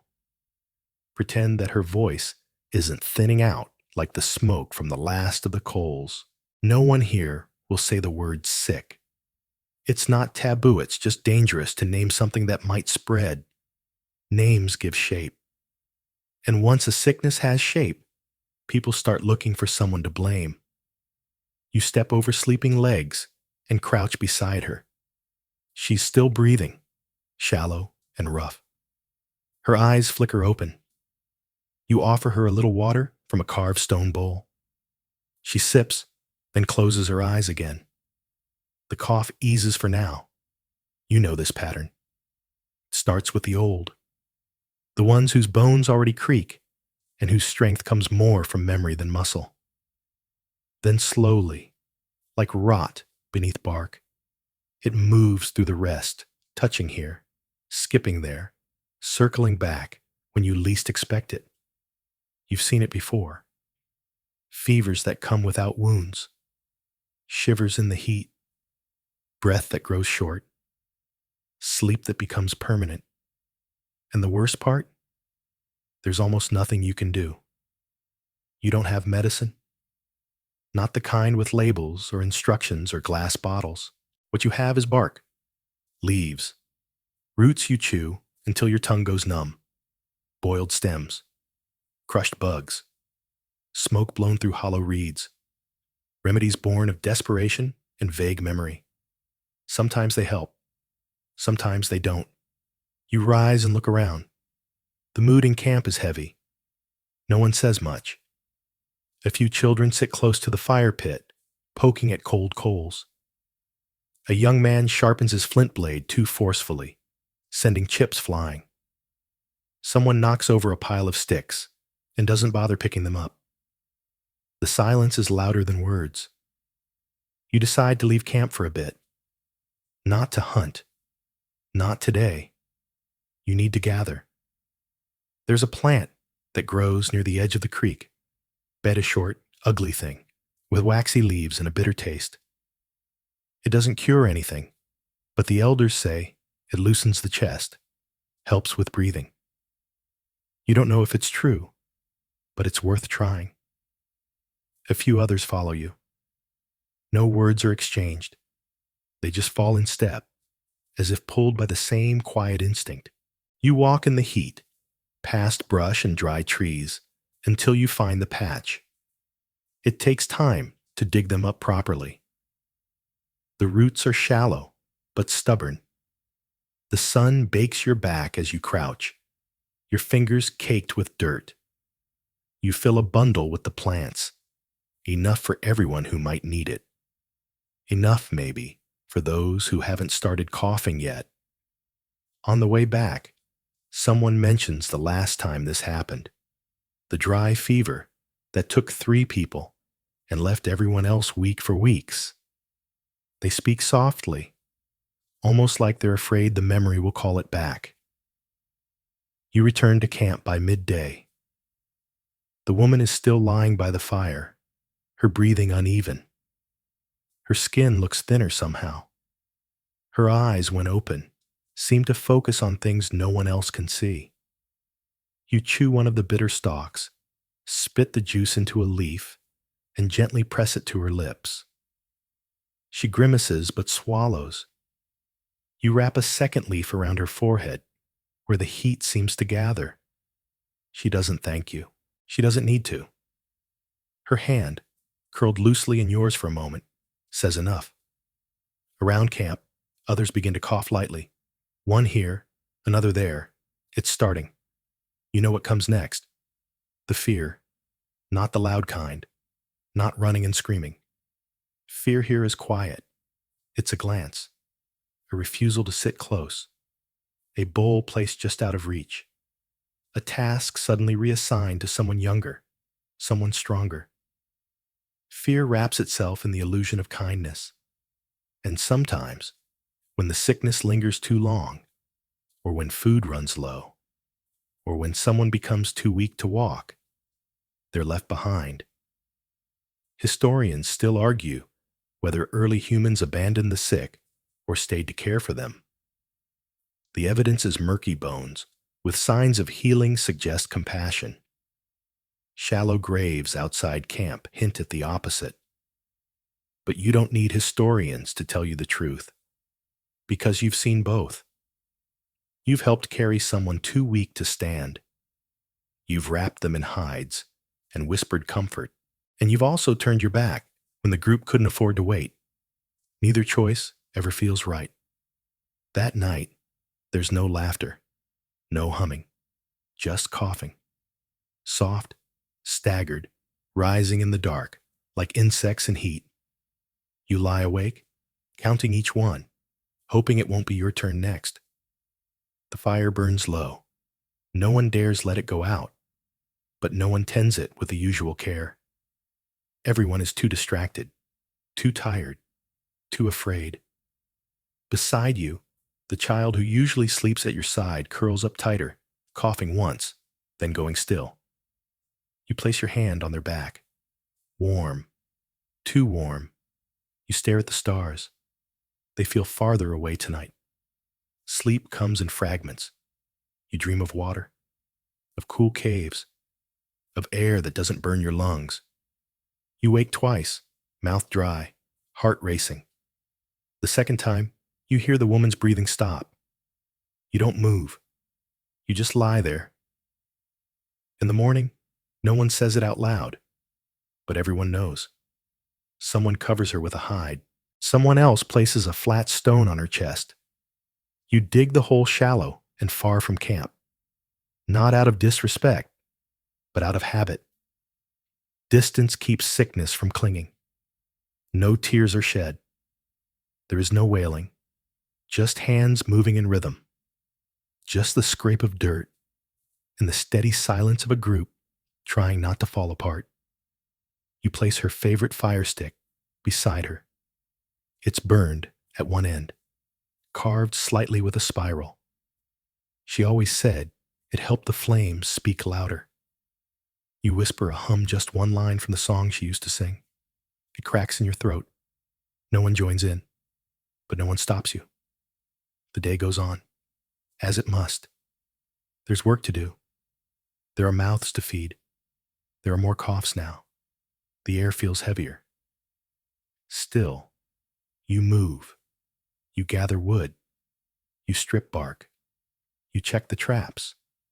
Because if you stop, even for a day, you might not start again. And in this world, survival is momentum. The sky turns copper before the rain comes. You feel it before you see it, the weight in the air, like the whole world is holding its breath. The wind moves differently now, lower to the ground, whispering across the dirt in swirling little fingers.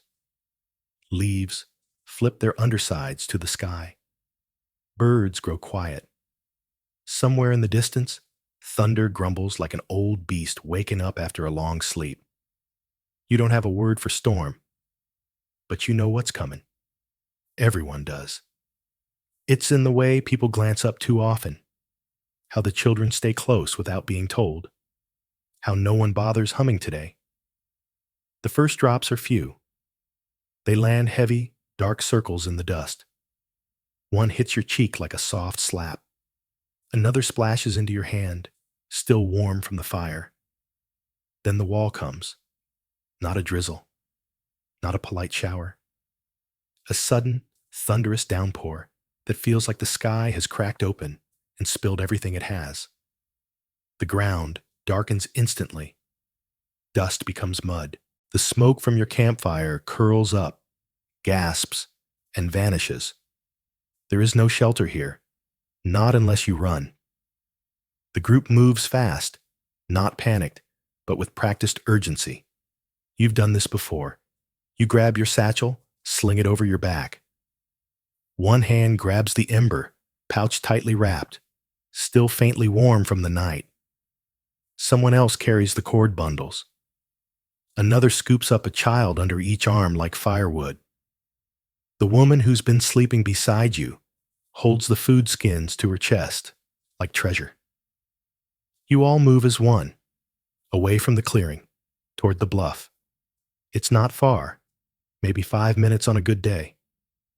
But in this, with rain battering your back and wind trying to knock you sideways, it feels like forever.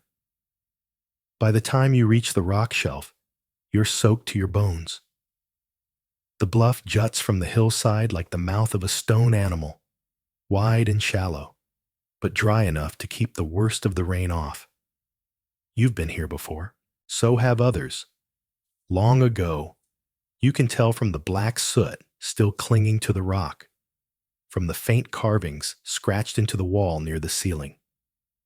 You crowd under together, press shoulder to shoulder. The rain drums down in front of you, relentless and loud, turning the world beyond into a sheet of noise and blur. But here, for now, you're safe. You sit, legs stretched out in front of you, clothes dripping. The child you helped carry clings to your side, shivering. You wrap part of your hide over them and feel their breath begin to slow. You don't say anything. You just stay still. A flash of lightning. A boom that shakes the ground. The storm is speaking its language, ancient and blunt. Time stretches. The sky above stays bruised and swollen. No one knows how long this one will last. Some storms leave after a few hours. Some stay for days. Some bring more than rain-like sickness, or predators, or strangers looking for dry shelter that's already claimed. The fire is gone, of course. It couldn't survive the run. You unwrap the ember bundle. Still faintly warm, but barely. You pass it to the woman. She blows on it gently, feeding it with crushed grass. A flicker, a breath of orange. You both exhale slowly. It's not fire, not yet, but it's still alive. You glance up. The cave ceiling above you is marked, not just with soot, but with shapes. Someone long ago, maybe 10 seasons ago, or maybe 100, drew a circle here, and a stick figure, and something that might be a snake, or a river, or a path. You reach into your pouch and pull out a half-charred stick. Carefully, you press it to the wall and begin to draw. A line, then another. You don't know what it is yet. Maybe the path you just walked, maybe the child's hand, maybe just a mark that says, "We were here."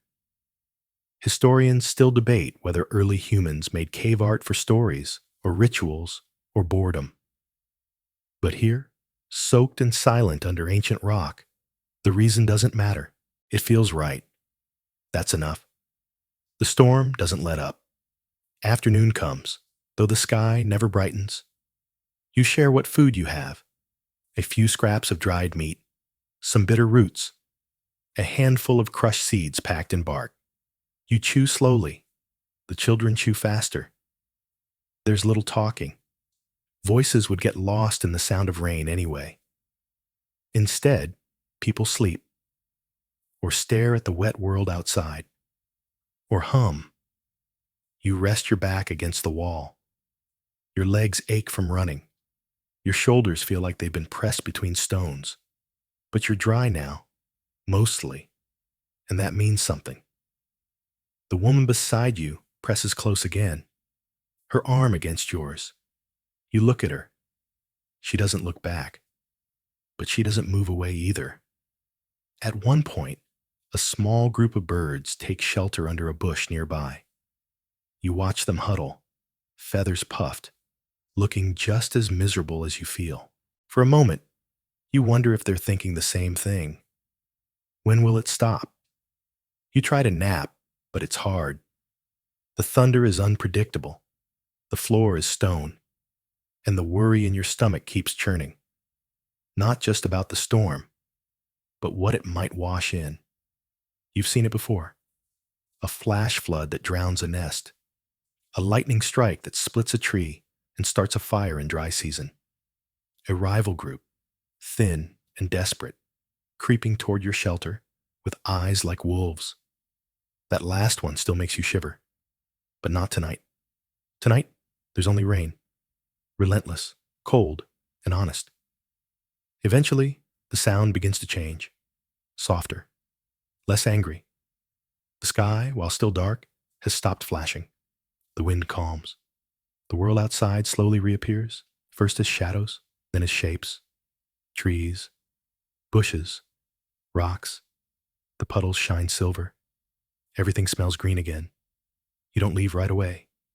You stay, listening, watching, letting your bones dry just a little more. One by one, people stand, stretch, step cautiously outside. The world looks new, slick and gleaming like it's been washed of memory. You step into the mud. Your feet sink, but you don't fall. You walk slowly, checking the traps you left yesterday. Most are gone. One remains. A stone-weighted snare, still holding a half-crushed lizard. It'll do. You glance up at the sky. Still overcast. Still humming. But for now, you have a chance to move, to gather, to rebuild fire. Before the storm returns. Because it always does. But so do you. And that's how you survive. By now, you've accepted something that your future descendants will forget. Rest is not a right. It's a pause the world allows you for now. The ground beneath you is still wet from the storm, and even though the skies have stopped screaming, everything feels soft and swollen. Your feet sink slightly with each step, like walking through someone else's breathing. Hides are heavy with moisture. The fire pit is cold. And the ember bundle, the one you'd been nurturing like a sleeping animal, has gone silent in the night. That's how the morning greets you. Not with light, but with loss. No fire. You stare at the blackened fiber in your hand, your thumb brushing over ash where there should have been glow. The breath you didn't realize you were holding releases, slow and bitter. Fire is more than warmth out here. It's safety, light, cooking, signal, protection, story, memory. Without it, night becomes teeth. You're not the only one who notices. The others see your expression and drift closer. They don't speak, but they know. A few glance at the sky, as if it might help. One of the older men squats by the pit and scratches the edge with a stick, like maybe a hidden ember survived in the dirt. It didn't. So, while some prepare to search for food, roots, grubs, anything that didn't drown yesterday, you're given a different task. Bring back the fire. You carry the bundle of tools to a flatter spot, under the partial shelter of an overhang. You sit on a dry patch, cross-legged, legs tingling from the cold. The sun is out now, hazy behind the leftover clouds, but it's not warm yet. You pull out the kit, a bowstring made from twisted gut, a spindle stick, a notched hearthboard, some dried moss for tinder. You've done this before, but it never feels easy. You loop the string around the spindle, plant it on the board, and begin. Back and forth. Smooth at first, then faster. The wood begins to smoke. You lean in, Heart thudding. A bit of black dust collects in the notch. You drop moss on top. Blow. It goes cold. You try again. This time, you press harder. Your arms burn. Shoulders tighten. The spindle skips, jerks. You steady it. Grind again. Sweat beads at your temples despite the chill. And then a glow. Small. Faint. But real. You lean in, gently breathing life into it. The moss darkens, then reddens, then flame. Tiny. Trembling. Miraculous. You almost don't believe it. Then it flares again. Stronger. You feed it with shavings. Then bark. Then dry grass. It catches. You've done it. You sit back, panting like you've just run from a lion. Your hands are sore. One palm is blistered. But the fire dances in front of you now, defiant and golden. You wrap the fresh ember into a new pouch. Carefully, reverently, and carry it back to camp. When the others see you coming, there's no cheering, but they nod. Someone claps you on the shoulder. A child claps softly and doesn't know why. Even the old man by the pit lets out a dry grunt that might be approval. You place the ember on a flat stone and coax it into kindling. Smoke rises. A new flame grows. The group slowly forms around it, like plants turning toward the sun. It's not celebration. It's relief and survival. With fire comes motion. Someone begins cooking the few things they've found: small roots, soaked nuts, a handful of grubs. The smell isn't pleasant, but it's familiar, and that's enough. As the flames grow taller, so does the group's voice. Low murmurs, gentle humming. You chew your breakfast slowly, warming your hands on the bowl, watching steam curl into the air like something alive.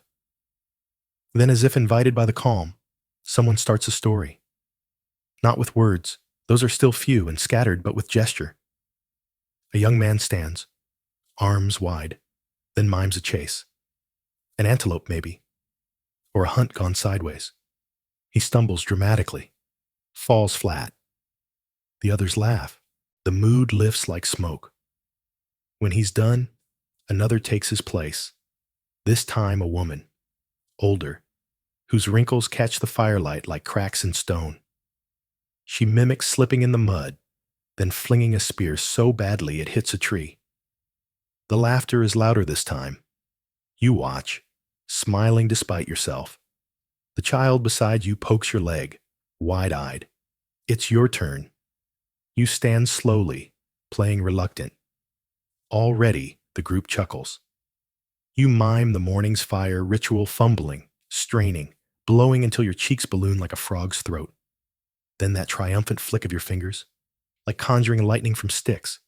It's dramatic, over the top, glorious. They love it. For a few minutes, there's no hunger, no fear, no mud, just warmth, sound, and the sacred rhythm of shared memory. You sit again, cheeks flushed, not just from exertion. A quiet settles over the group. Comfortable, like worn fur. You look around. There are 17 of you, now more than last season. 2 children were born during the warm moons. One of the 6 survived. A man who once limped now walks straighter. And yet you feel how thin the edge is. All it takes is one failed hunt, one predator, 1 week of rain too many, one fever that spreads before it's named. You don't say this out loud, but everyone knows. You poke the fire gently with a stick. It hisses back. You feed it another scrap of bark. Then music. Soft. A hum. It's her, the woman who sat close to you during the storm. Her voice is low, earthy, barely there. But it carries. The melody is familiar. Old. Maybe older than language. Others join in. You do too. It's not a song exactly, just sound. But it fills the air with something heavier than silence. Heavier than fear. Something like hope. You lean back. The stars are beginning to return, scattered across the bruised sky. The fire crackles. The ground beneath you is still damp, but it no longer matters.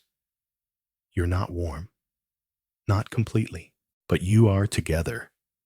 And the fire, for now, is alive. You dream of teeth, not just one, many, sharp, uneven, yellowed with age. A mouth so wide it seems to open across the entire night sky. You run in the dream, but your legs are slow, heavy, like you're trying to escape through syrup. Then the teeth close. You wake, mouth dry, heart racing. The fire beside you is low, but still alive, embers glowing softly like tired eyes. You're lying in the new camp, the one you moved to after the rain. The ground is drier here, the air cooler, the scent of predators less noticeable. But dreams are harder to outrun than lions. You sit up, slowly, carefully. Around you, the others stir as well. No one speaks. No one needs to. The group has learned the rhythm of silence, how to move inside it, how to read it. A shift in weight, a cleared throat, a cough, just a little too wet. All speak louder than words. You know what today brings. You're moving again. You only arrived yesterday, but the signs are already there. Too few roots. Scat near the southern tree sold, but not that old. One of the children said they saw a shadow move last night. It could have been a bird. It could have been something worse. You're not going to find out. You gather your tools. Wrap the ember pouch again. Tuck a half-eaten root in a fold of hide. You've done this so often now, it no longer feels like leaving. Just continuing. You step into the morning mist. The world is muted. Trees loom like ghosts. Dew clings to every surface. Grass, leaves, your eyelashes. You blink it away. The earth is soft beneath your feet. You step carefully. Always carefully. The group walks in a tight line. One in front your best tracker. Two in the rear watching the sides, listening for the wrong kind of bird call or the absence of it. After a while, you stop thinking about each footstep. Your body knows what to do. Your mind drifts. You remember the last time you saw a lion. Not a blur of movement in the trees. Not a paw print. A real lion. It was dusk. You'd stopped to drink. And there it was, on the other side of the stream. Huge. Silent. Eyes like molten stone. It didn't move. Neither did you. The whole world held its breath. Then it blinked. Then it turned. That was enough. But not every encounter ends like that. And everyone here has a story of the ones who didn't come back. So you keep moving. By midday, you reach higher ground. Your group pauses. From the ridge, you can see a small valley trees, a winding river, tall grasses that ripple like waves. It looks quiet. Too quiet. 2 people are sent ahead. Scouts. They vanish into the landscape with practiced ease. You sit and wait. You check the ember pouch. Still warm. A good sign. You chew a bit of dried meat. Offer a scrap to the child next to you. They take it without a word, eyes wide, alert, watchful. You were that child once. You still are. The scouts return. Nods. A few hand signs. No tracks. No scat. Water is good. Shelter possible. You descend. The valley smells sweet. Ferns, wet stone, animal musk. The trees here are older, broader. Shade is plentiful. A few of the children run ahead to explore a clump of bushes. You call them back before they go too far. You never let joy stretch too long. You find a clearing near the stream. Dry, elevated, the perfect spot for camp. Everyone knows their role. You start building the fire pit again. Smooth stones arranged in a circle, tinder in the center. The ember coaxed back to life with gentle breath and dry grass. Fire flares up. You exhale. maybe for the first time today. Others gather branches. Some shape points for digging. Someone quietly arranges a few snares near the trail. A woman hums while peeling bark. Another hums back. The rhythm of movement becomes a song, even without words. You eat sparingly. Roots again. Some dried meat. You chew slowly. No one speaks much. Words are saved for stories. As the sky dims, the fire grows. Light flickers on everyone's faces. Shadows dance behind you. Then it starts, quietly. A story. Not told aloud, not in long sentences. A gesture. A nod. A mimed action. Someone mimics slipping on a rock. A spear thrown awkwardly. Laughter. Someone else joins in this time. The sound a lion makes when it's trying to be quiet. And how that always means it's not quiet enough. More laughter.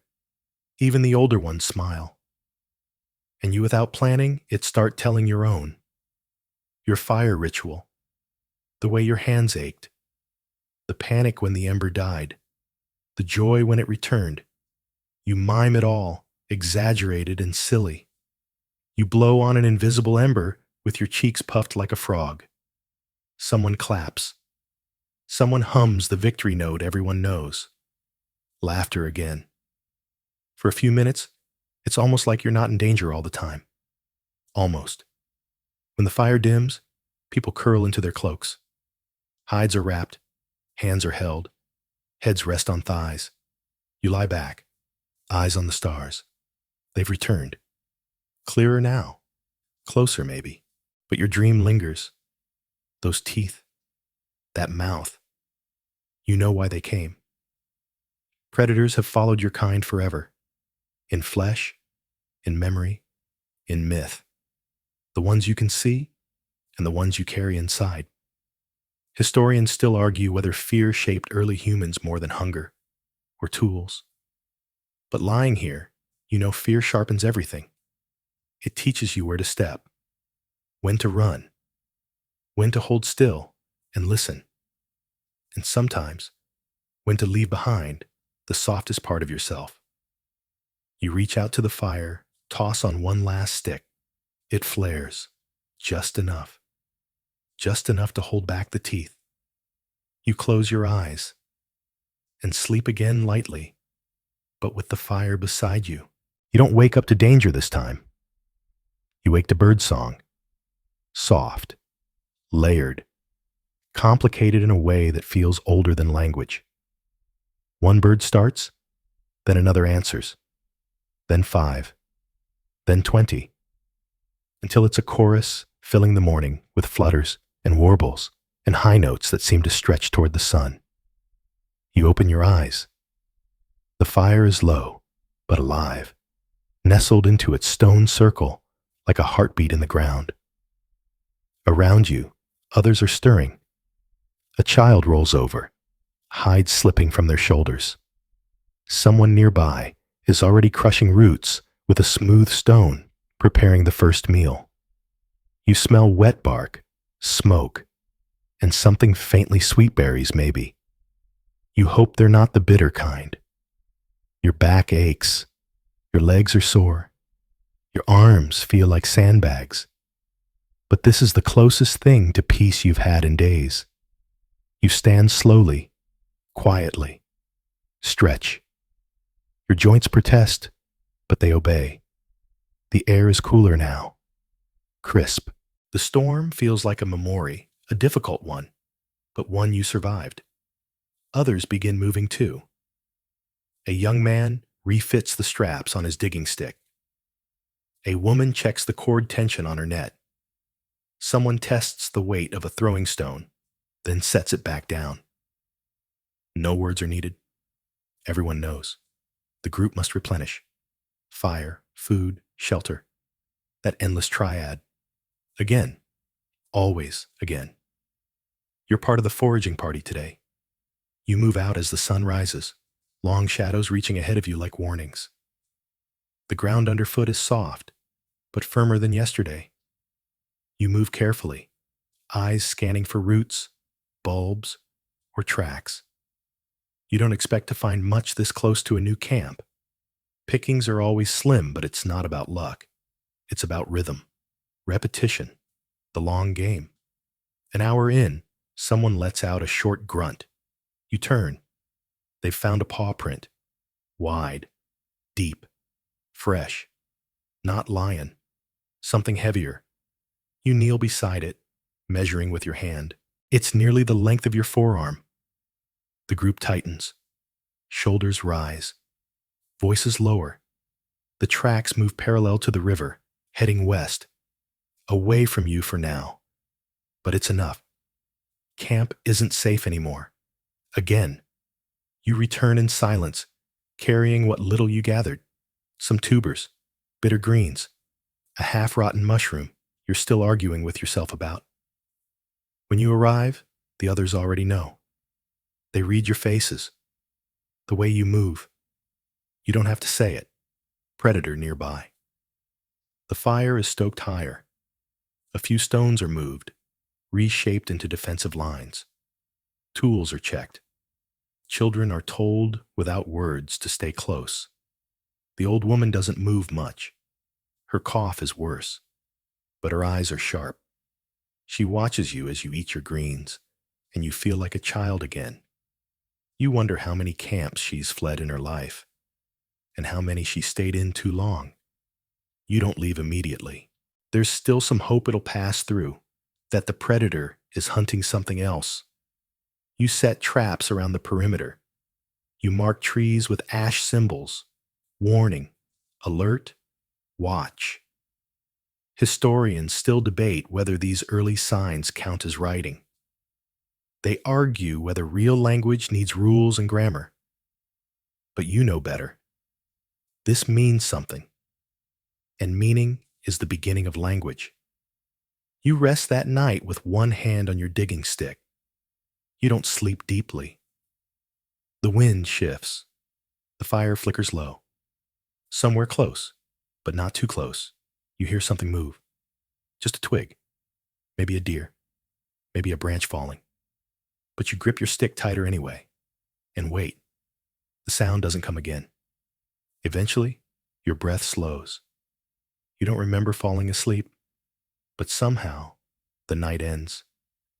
And in the morning, no tracks, no sign, gone. You stand with the others, looking at the place where the trees bend slightly toward the river. You decide together to stay one more day. Risk is always part of the calculation. So is exhaustion. So is hope. You spend the rest of the day gathering wood. You sharpen tools. You reinforce the sleeping area with extra hides. Someone makes a joke. It's not funny, but everyone laughs too hard anyway. Relief does that. At dusk, the wind carries smoke from your fire high into the canopy. You sit, legs outstretched, watching the flames dance.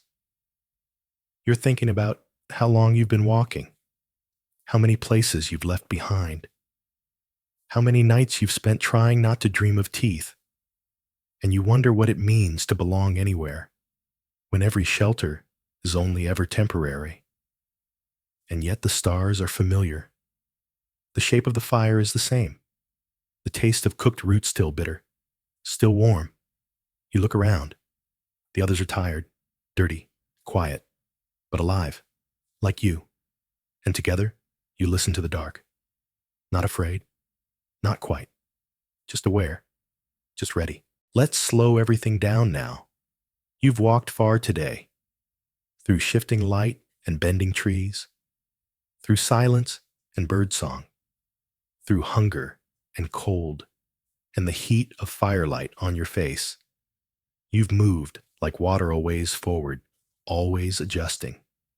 And through it all, you kept going, because that's what survival is. It's not strength, not sharp teeth or fast legs or clever tools. It's the willingness to stay awake when others sleep, to move quietly when fear tightens your chest, to laugh even when your body aches, to hold the ember carefully in your hands and carry it into tomorrow. And as you lie down now, under this sky that's older than names, with stars blinking like the eyes of quiet gods, you feel the rhythm of breath again. Yours, theirs, the earth's. The fire beside you crackles softly, slower now, lower. It doesn't need to fight anymore, just glow. Someone nearby hums.